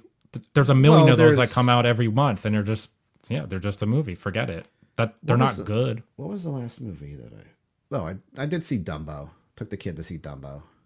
And that wasn't as bad as they said. I would give that a 6, but just because, I don't know, I wasn't 100% into it, but it wasn't a terrible movie. I just because it was average. It was an average movie. Forgettable. I'd watch Dumbo again if it was on TV. There's certain other movies that I've seen recently that I haven't seen. Aquaman again. I know there's no reason to, according to you, but you know, I haven't seen it. I rarely watch movies again unless they're really something I want to watch. Like Star Wars, I'll watch over again, except for The Last Jedi. Oh, at least thank God you threw that in. I started watching The Last Jedi and I turned it off. Okay, that was months ago. I had a fever, and but Solo, I've watched that again. I've watched Force Awakens a couple times. This movie, I would watch Shazam again. I don't know if I go run out and buy it, but I would watch it again. Forgettable, I thought it was funny enough that I would be like, yeah, they're going to make a sequel. They've opened up the door. Kids are loving it. Adults are loving it. People are raving about this movie. It started 93% on Rotten Tomatoes, down to 91%, 90% audience score. I'll say Sky High is also fresh. So, but this is fresher. So this is. What do you rate it? What do you rate this piece of shit? I love pieces of shit movies. Okay. That is, maybe it's my guilty fucking pleasure. I don't know. I'm a quirky, weird dude. I do not think it's a 9 out of 10. Okay. Because. Oh my God, he's giving it an 8. I do not think it's an 8 out of 10. Oh my, he's giving it a 7.9. I have to take 2 points off for the fucking CGI. Because it was bad. However, I loved that aspect of it because my whole point was trying to say earlier was, I'm like, this is a movie I saw in the 80s. Like, I don't see those movies are bad to me. Like Mac and Me, it was cool at the time, but it's fucking garbage now. Yeah, like, but what about the other 80s movies? What about the other 80s movies that you just talked about that were bad that you still enjoy because you watched them as a kid? So if you can have that mentality then, why can't you have that mentality now? Because I'm not 8 anymore, man. But I'm like Stranger Things. We're growing up. I can't play in Mama's basement for the rest of my life, you know? Instead, you're sitting in my basement right now arguing about a motherfucking comic book movie. But this is serious. Oh, yeah, this is serious. This is paying the bills. Because we have a podcast. We get press passes for this motherfucker. I give it a 7. All right. Here's my fault with it. I didn't think. What do you mean? Here's my fault. You just bashed it for fucking 20 minutes. But here's the main culprit of the movie. Okay. I don't think this movie had any idea what it wanted to be. It tries to be a superhero movie, but as far as a superhero movie, if you just take the fighting, the superhero himself, the action, I think it's the worst superhero movie of all time. It's worse than Aquaman as far as superhero movie. But then it also tries to be a comedy. And I don't think it's that good a comedy at all. I think it's very lackluster as a comedy. But then it tries to bring in this coming of age story, which is also not a good coming of age story because there's millions of other coming of age movies even better. So it kind of fails on that. And it's just like this clusterfuck of what are we? We're trying to be 3 things at once. And they didn't pull any of them off. And I mean, we've talked about it with Happy Death Day, where it was like multiple genres in one, but I feel like they somehow pulled it off. Usually that says train wreck. I just didn't think the movie knew what it wanted to be at all. But it took Happy Death Day 2 movies to really pull that off. It did. It did. So you're looking at, the first one I bashed. I liked the second one. So maybe this is the route this movie's taking. But this is going to be a successful movie, man. I will say I wasn't bored with the movie. So I wasn't either. That's my praise of it. I wasn't bored. Oh, that's I nice. didn't like anything I saw, but it at least wasn't boring. It was about 40 minutes in, and I was like, what time is it? I was just checking. I was like, holy shit, we're 40 minutes in? It didn't feel like 40 minutes. That to me says it's a good movie because you're not bored. Yeah, the only thing boring bored at all. Unfortunately, the final end fight was boring a little bit, but I mean that's the final whatever. But it does suck that that's what the taste was left in my mouth was the final finale that should have been the greatest thing was the most Yeah. boring to me. But as far as my rating, since yes, it's a 2 out of 10. And here's how I come to this conclusion. Since it tried to be 3 different movies, I rated it as 3 different movies. As a superhero movie, it's a 0 out of 10. As a comedy, it's a 2 out of 10. As a coming of age story, it's a 3 out of 10. So basically, that's a 5 out of 60. So that's basically a 2 out of 10. That's what I'm giving it. So it does rank higher than Aquaman, even though Aquaman is a better superhero movie. I thought the coming of age part in this I did enjoy, so it bumps it up a half a grade higher than Aquaman. See, I didn't get the coming of age part of it. Like, I didn't look at this as a coming of age. Big was a coming of age movie. There's no comparison that this was Big except for what we just talked about. The whole family element of all these kids coming together, and they're like not only brother and sister, they're best friends now. That's not like a Stand By Me coming of age. It wasn't anything like that. That was my part of what I was trying to say as it being a positive movie. This had a positive fucking message for once. It's about two kids that are best friends, and they're trying to just like come up with these, scenarios. And but it wasn't like antics. It was more antics. That's coming of age to me. But I don't think it was the forefront of it. It just, I don't know. Well, yeah, because you had to throw in the superhero twist to it. And the superhero, I don't, like, what would you want in it then? Like, I did, like I said, if it would have had good it's an CGI. origin. It's an origin. Well, that doesn't mean it's a, like, it had the origin, right? Why does everyone hate Fantastic Four? Because it looks like shit. It looks not like just Thing that. looks It's like a bad fucking movie. puppet. Dude, all 3 of those Fantastic Four movies have terrible writing. Silver Surfer is actually pretty good. Well, actually, I did like that one better than the first one. The last one that you like, I don't like it. I would give it maybe a 5 out of 10. yeah, it's a 9% on fucking Rotten It's Tomatoes. better than Shazam, I'll say that. Nah, that is a steaming pile of fucking horse shit Like left on the trail. Shazam. Left on a trail somewhere. This just didn't scream overall to me coming of age. It was just a good feeling movie. It was a family movie.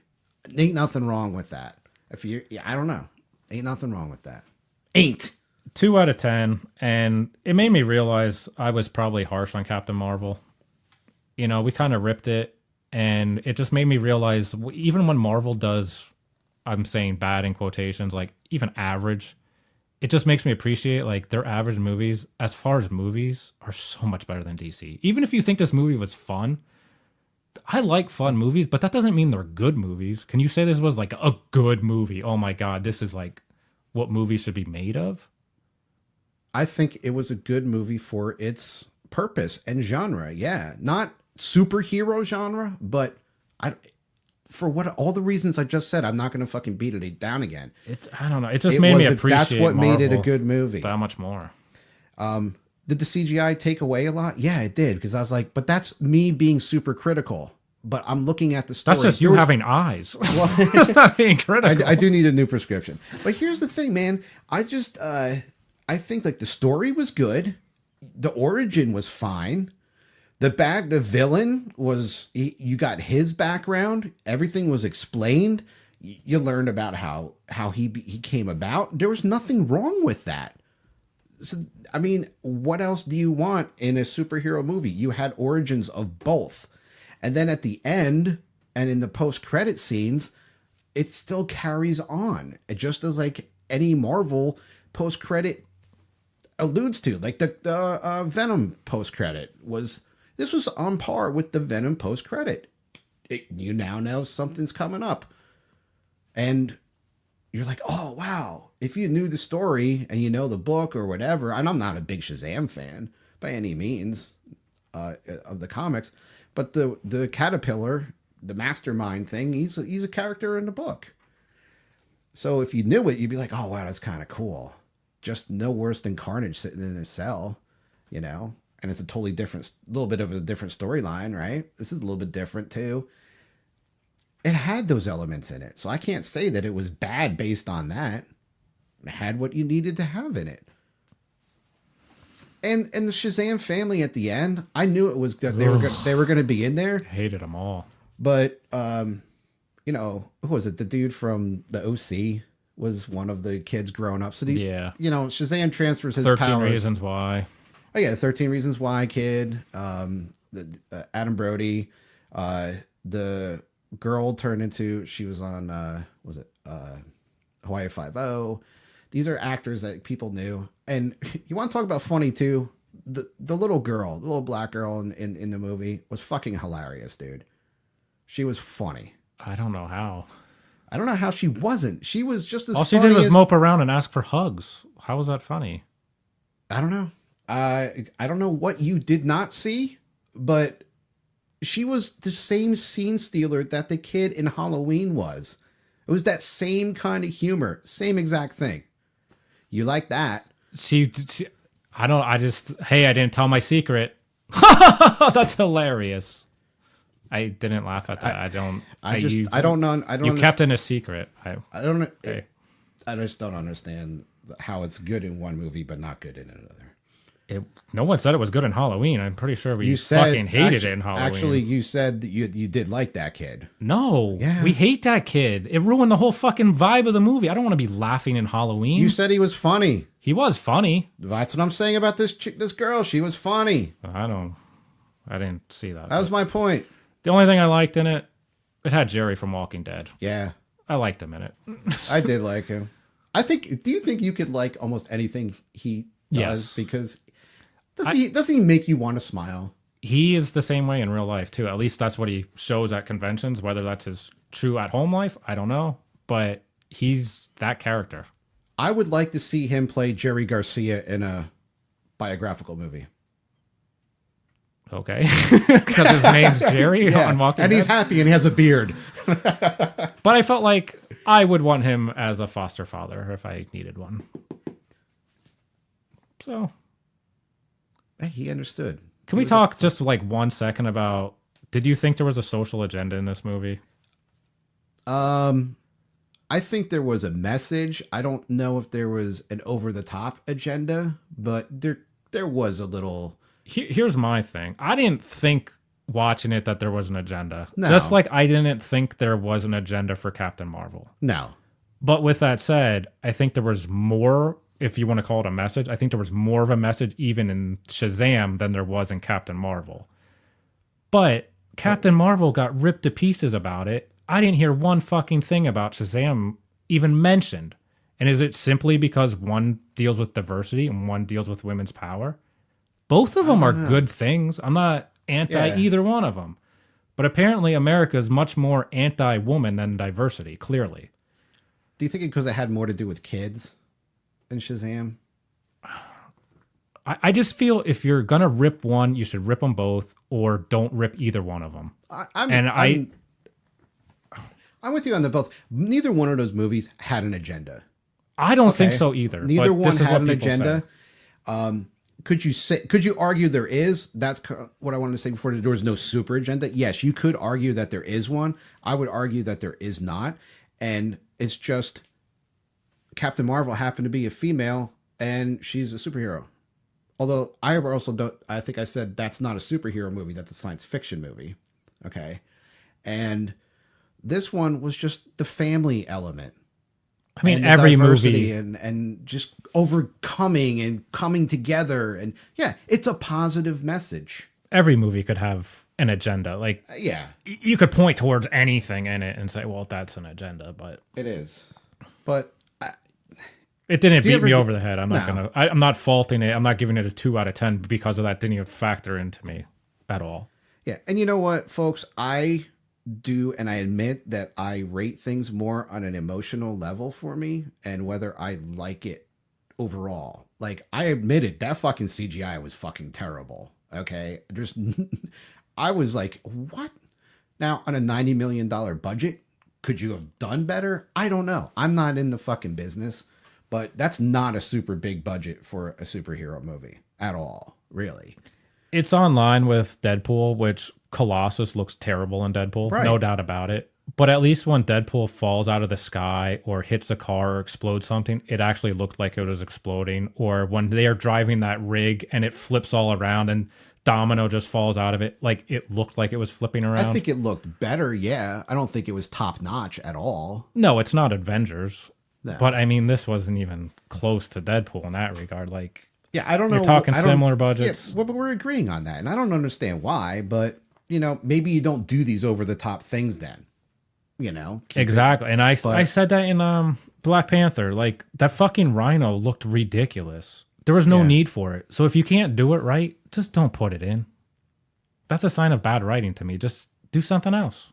True. All right, so we're gonna wrap this up. So you got a what? So you gave it a 7? 7 tier 2. Yep. And this is why I'm hesitant on Joker. Because I gave it a 7. It's just they get like I really think like they keep saying DC they get better and better. It gets worse and worse for me. It's Dude, I'm telling you, I've been reading shit all weekend, and it's like people are every outlet that I have read, and I'm talking. You want to talk about general audience too, not the freaks like us that are going to comicbook.com and CBSI and going to these forums and everything. I'm looking at Entertainment Weekly, Forbes. These are things that people read. CNN, even Fox News. I go to everything because I want to know what the general public is looking at. They're raving about this fucking movie. They gave Aquaman decent reviews. They're like, Aquaman was a success for DC. It was. It was over $1 billion. I don't care where you got that fucking $1 billion from. It's successful. You made your money. Okay. And this, people like, DC's finally on the right track. Why are they saying this if it's not something that they honestly believe in? I don't know. I'm going to side with them in saying that this is... See, I don't like Aquaman was a success. I'm not doubting that, but I don't think anyone says it's good. I don't think anyone even says it lives up to the 60% it's at. We had a lady at work. She said she was bored as hell during it. And I had another lady at work that watched it twice in 2 days. And she liked it. And also that one person said, well, maybe it was just the day. So she tries to be nice about everything. she's a very nice person. But it's just, I don't know.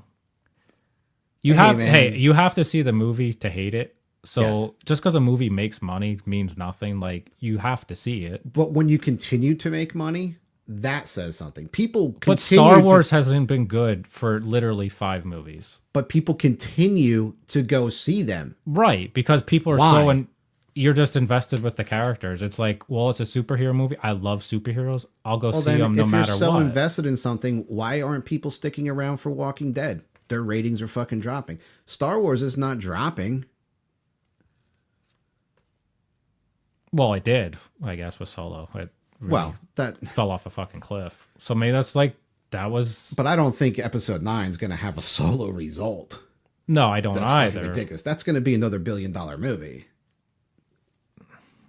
I don't know. Eventually a straw breaks the camel's back. I mean, It's going to eventually happen to Marvel too. And the one headline I think it might have been Forbes said, or somebody, superhero fatigue, not with Shazam. And no, it's not breaking the bank here. It's upper mid 50s, right? We'll just say about 55 million. Yeah, it's not fucking $120 million opener, but people are not tired of it. I'm personally getting tired, and I want to see these movies, but I'm just like, no, another superhero movie I gotta go see. I don't know. It does need to stop eventually, and then restart again. Everything does. We get bored. We're human. We get bored of shit. How you're not bored of stuff after, 20, 30 years? I don't know. But I'm not bored of Star Wars, so I just defeated my fucking argument again. Damn it. Anyway, and Captain Marvel topped 1 billion as well Yes, this it did. week. So that was big news. and not surprising news either, No. at all. I think everyone expected that. Yeah, if it didn't, that would be sad. Yeah, it'd be a failure. It would. So if this makes $700 million, success? Yeah, it won't make that though. There's no way. It's gonna do. What do you think? It won't even make 5. I was thinking like 350 Yeah, probably about that. on a $90 million budget. That's kind of successful. If it makes 250 million, I'd say it did its job. It did. But I don't call doing your job successful. I call it did what it was meant to do. Like succeeding to me is actually like moving up and overcoming, doing more. It did its job. Good point. It did its job. But let's see if it warrants a sequel. Well, They'll definitely do a sequel. There's no doubt about it. You know, yeah, they are because of the fucking positive reaction. They were doing it no matter what. It's still. What gets me is the positive fucking reaction on this movie. I can't get away from it. They're doing Suicide Squad 2 plus a Birds of Prey, and I like Suicide Squad. It has zero positive reaction. No, they're still making the fucking sequel. It doesn't matter. Well, we'll see.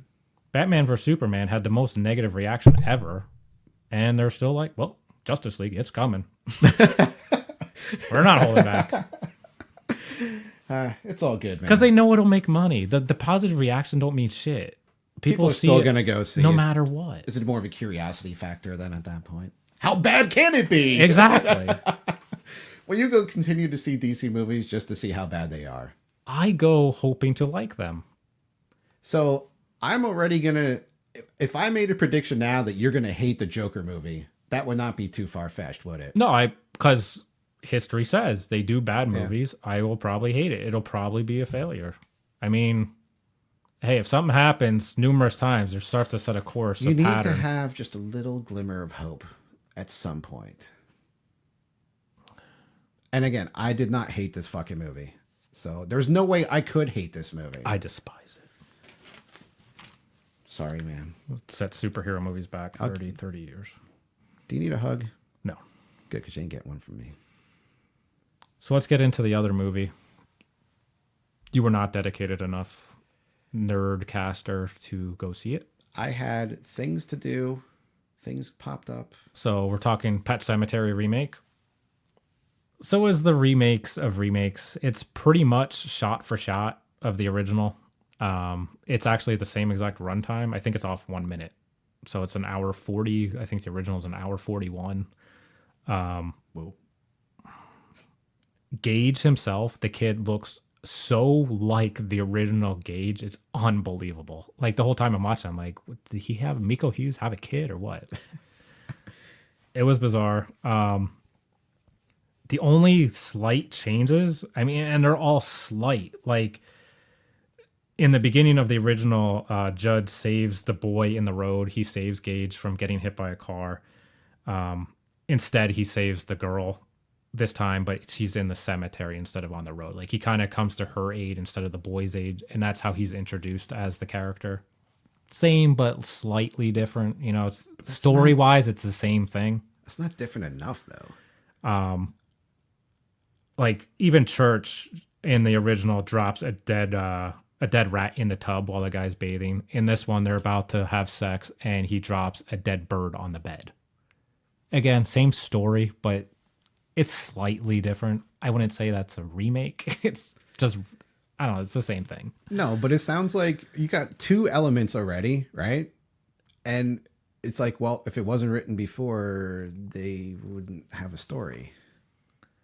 You know, like, yeah, it's not different enough. Like Gage chases a kite in the original movie, and that's how he ends up in the street. Mm-hmm. In this one, they end up in the street because they're playing a game of, I don't know, kind of like Marco Polo. The father's blindfolded, and the kids are running around. He's trying to capture him, and the two kids run into the street. Great game to play. Right? When you know your fucking house is on a busy road. Bad parenting. They don't allude nearly as much in the remake to the trucks being on the road as they do in the original. In the original, it's like Judd mentions it. He says, you know, this road has killed so many animals. These trucks are out of control. They just drive up and down. You see them like 3 times prior. This movie, they allude to it like 1 time. So it's not as heavily featured. But again, it's still the trucks. What I think the movie failed on doing was they shouldn't have gave away the twist that they killed the girl instead of Gage. I think Ellie should have been a surprise. So in the movie, basically the trucker swerves and misses Gage, and the truck flips over, and the tanker part of it slides into Ellie and just mows her down. And it kind of was Sounds like, cool. It was like, oh shit, right? Like even though you knew it was coming, you were kind of like, oh shit. But imagine that reaction if you had no idea, and the whole time you're expecting Gage to get it, and then they throw that twist. I would have been like, holy fuck, that was brilliant. Like they tricked me. Yeah, I don't understand why they did that. Their reasoning, they said, was they thought it would piss off original fans so much that they would get up and just walk out. It sounds like you're going to piss off the original fans anyway. Yeah, original by fans just making the movie they hate remakes. No matter what. If they remake it the same, it's too much the same. If they change it, well, now you're fucking with... Is that the same with almost every fucking movie? If it doesn't meet one expectation, it sucks. It does. It would have worked so much better as a total surprise. Because, like I said, I knew it was coming. I was still like, oh, fuck. But it would have been tenfold. The ending changes a little bit. So he kills the daughter. And then, well, the daughter kills the mom. What they do in the original. Well, it's the son killing the mom. And then at the end of the original, he comes back. She comes back and she's about to kiss the husband, and she picks up the knife and fade to black. You know she's obviously going to kill him. In this one, they actually show the father die. He gets a spear through the back, through the chest area. Ugh. So you see him die, and he actually comes back reanimated as well. So now you have Ellie, the mom, the dad, they're all walking reanimated. Gage is in a car at the end. And before the father was dead, he says, do not open this door for anybody, no matter what. So they go walking back to the car. They try to get in. Gage doesn't let him in. So they light the car on fire. In the original, he lights the house on fire with Gage in it, and that's how he kills Gage. So I guess it was a play on that. He was still lit on fire, even though he wasn't the bad one in this one. Mm-hmm. A slightly different ending, but it's still like the family's dead. They're all reanimated corpses together. Pretty much the same, you know?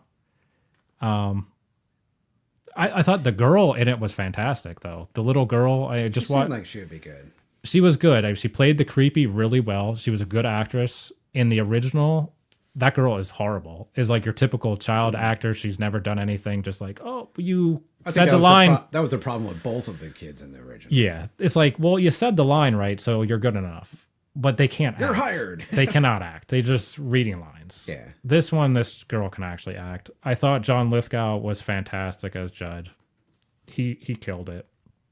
But really, there's not much to say about the movie because it's the same. If you like the original, you will like this. If you don't like the original, you're not going to like this. It doesn't change the game. It's the same movie. I don't even know if the old one, there's barely any effects in it. So it's not like you're having to change CGI things or... So a movie that all I'm getting is it really didn't have to be made. It wasn't needed. 90% of it is the same. And the 10% that is different, it's slight subtleties that don't really matter. Do you think they played it too safe because they didn't want to piss too many people off, especially since they changed it from the boy to the girl? They did. They really, I think from that point on, they could have made a totally different movie, and I think it would have worked better because that's what you're remaking, not reshooting. You know what I mean? Like, yes, we get the story. There's a pet cemetery that brings things back to life. That's all we need to know about it. And then once the girl dies... whole different movie. So it could have been like part 3 essentially. Right. So not needed. And it's a little slow. And I think it's a little slow because you know what the original is already doing. You've seen it a million times. You've watched it for the last 20 years. So it's kind of like I liked everything I saw on it, but I'm wishing I could have watched it at like 1.5 speed. Been like, all right, just like fast forward a little bit because I already know these pieces. They're pretty much the same. So let me just go a little bit quicker. But what I did see, they did really well in the movie. He's still a doctor. The guy with the brain injury, he's, back in it. He's a black guy instead of a white guy. That's the only difference. I mean, but those are key elements of the story that you shouldn't change. They get a little bit further into the psychological thing with the mom and her sister. Sister having that weird disease. Yeah. It's a little bit more played out. She was creepy in the original. But they look identical, really, from the original. It's The classic Achilles tendon scene is in it, and it's Well, yeah. pretty fucking gross. Like it's like, Is it grosser? No, it's about the Achilles part's grosser, but in the original, he then gets also slashed across the face, and you see his face open up. He does not get slashed across the face in this, but Nothing beats a good they face do slash. show the girl. She jumps on his back, and she just stabs the fucking shit out of him. She's like a million times, but they don't show it. You just see the girl. Looks like she's jerking somebody off, but stabbing multiple times. But it does play off a lot more brutal in that regard, even though you don't see it. The coolest thing in this movie was they actually, it's in the same universe as it. So there's a sign while she's driving home. It says dairy 20 miles. So I was wondering if they're going to tie these together because it seems like they're creating. It's in the same universe. The original does not do that. Right. And I think if you're going to compare this movie, people are going to compare it to it. To me, it's nowhere close to it in terms of quality, the acting, how cool of a movie. But I just think it's a better story to begin with. It's about a creepy-ass clown instead of a stupid cat. I just think what you started with was better, so you're going to have a better end product. Sure. I gave it a 6 out of 10. I was going to say, what do you give it? I was going to say you're going to give it like a 5. It's just, like you said, it wasn't needed, but what they gave me was good. It just wasn't different enough. It was just, all right, I didn't hate it, but wait for video on it. I think I will now. I was going to go Tuesday night to see it, but I went with a couple other people, so give out shout outs. Jason, he also gave it a 7, and then John gave it a 6. So I mean that's other people's perspective. I think my wife said she'd give it a 6. I can't have to agree with them. I don't know. well, it's tricky. I think when you do the remake, it's not a reboot. That's a strict remake. It is a remake. It's not a reboot.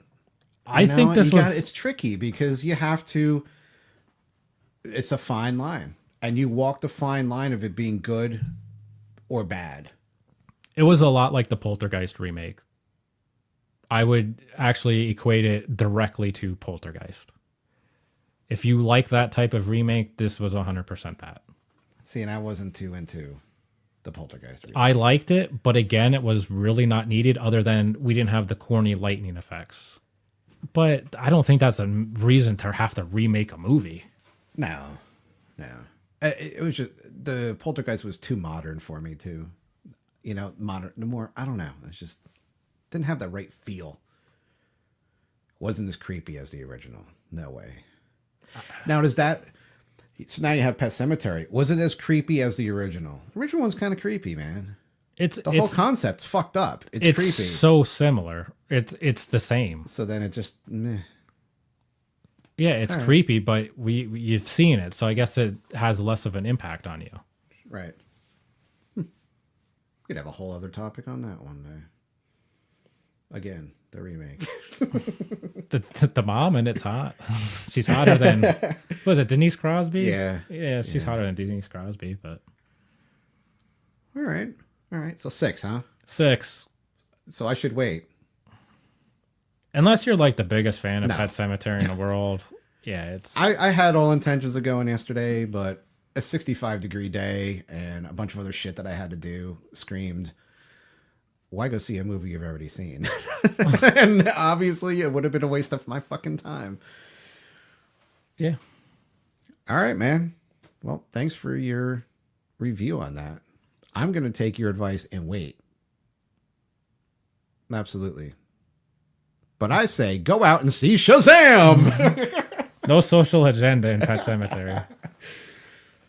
Maybe about putting down your cat. Actually, there is they have this talk about whether you should tell your children about the afterlife. What do you tell them? Is like the dad's very much medical in it. There is no afterlife. The mom's very Christian. She's going to go to heaven and all this stuff. So, they have a fight about what do you tell the kid? They have different beliefs. It's not really an agenda. But it could be. That's what I'm saying. You can find an agenda in anything. Right? Our next podcast will have an agenda. They all do. It'll be comics, toys. Little do they know, they all do. Subliminally. Yes. So email us with what you think our agendas have been on our last couple of podcasts. And you can email us at dysfunctionalnerdcast@gmail.com. Check us out on Facebook, of course. Leave the 5-star reviews wherever you can. And if you're listening on Podbean, I know we got another subscriber on Podbean. Subscribe. You will not miss an episode. Even if you're not using Podbean, subscribe on whatever directory you have, and you will never miss another fine episode of Dysfunctional Nerdcast. And the Twitterverse, dude. At DNerdcast. So I think that about wraps it up for our marathon session today. And, you know. Yeah, we went extra long duck dong on this one. Yeah, but it was just in case this would have been our last episode ever. Josh thought I was really quitting the podcast. I guess I was secretly very. I was secretly hoping that you like, would. That was the thing. Oh, okay. You know, so just in case this would have been the last. I got to keep the free press passes coming. That's the only reason. It's got nothing to do with, I like doing a podcast and hanging out and talking toys with people and, but no, it's just to get into places free. But I like the listeners. They're fun. So thank you all. I like the listeners too. That you go, and thanks to everybody because you do keep us going and you make us want to do this every other week. Not enough to do it every day. You're not that special to us. I wish we could. So keep telling your friends about us so we can. Maybe we will. So we can make this our full-time job. Fuck yeah. Be awesome. So until next time, I'm off to bury Shazam in the Pet Semetary so it may be rebirthed as a better movie.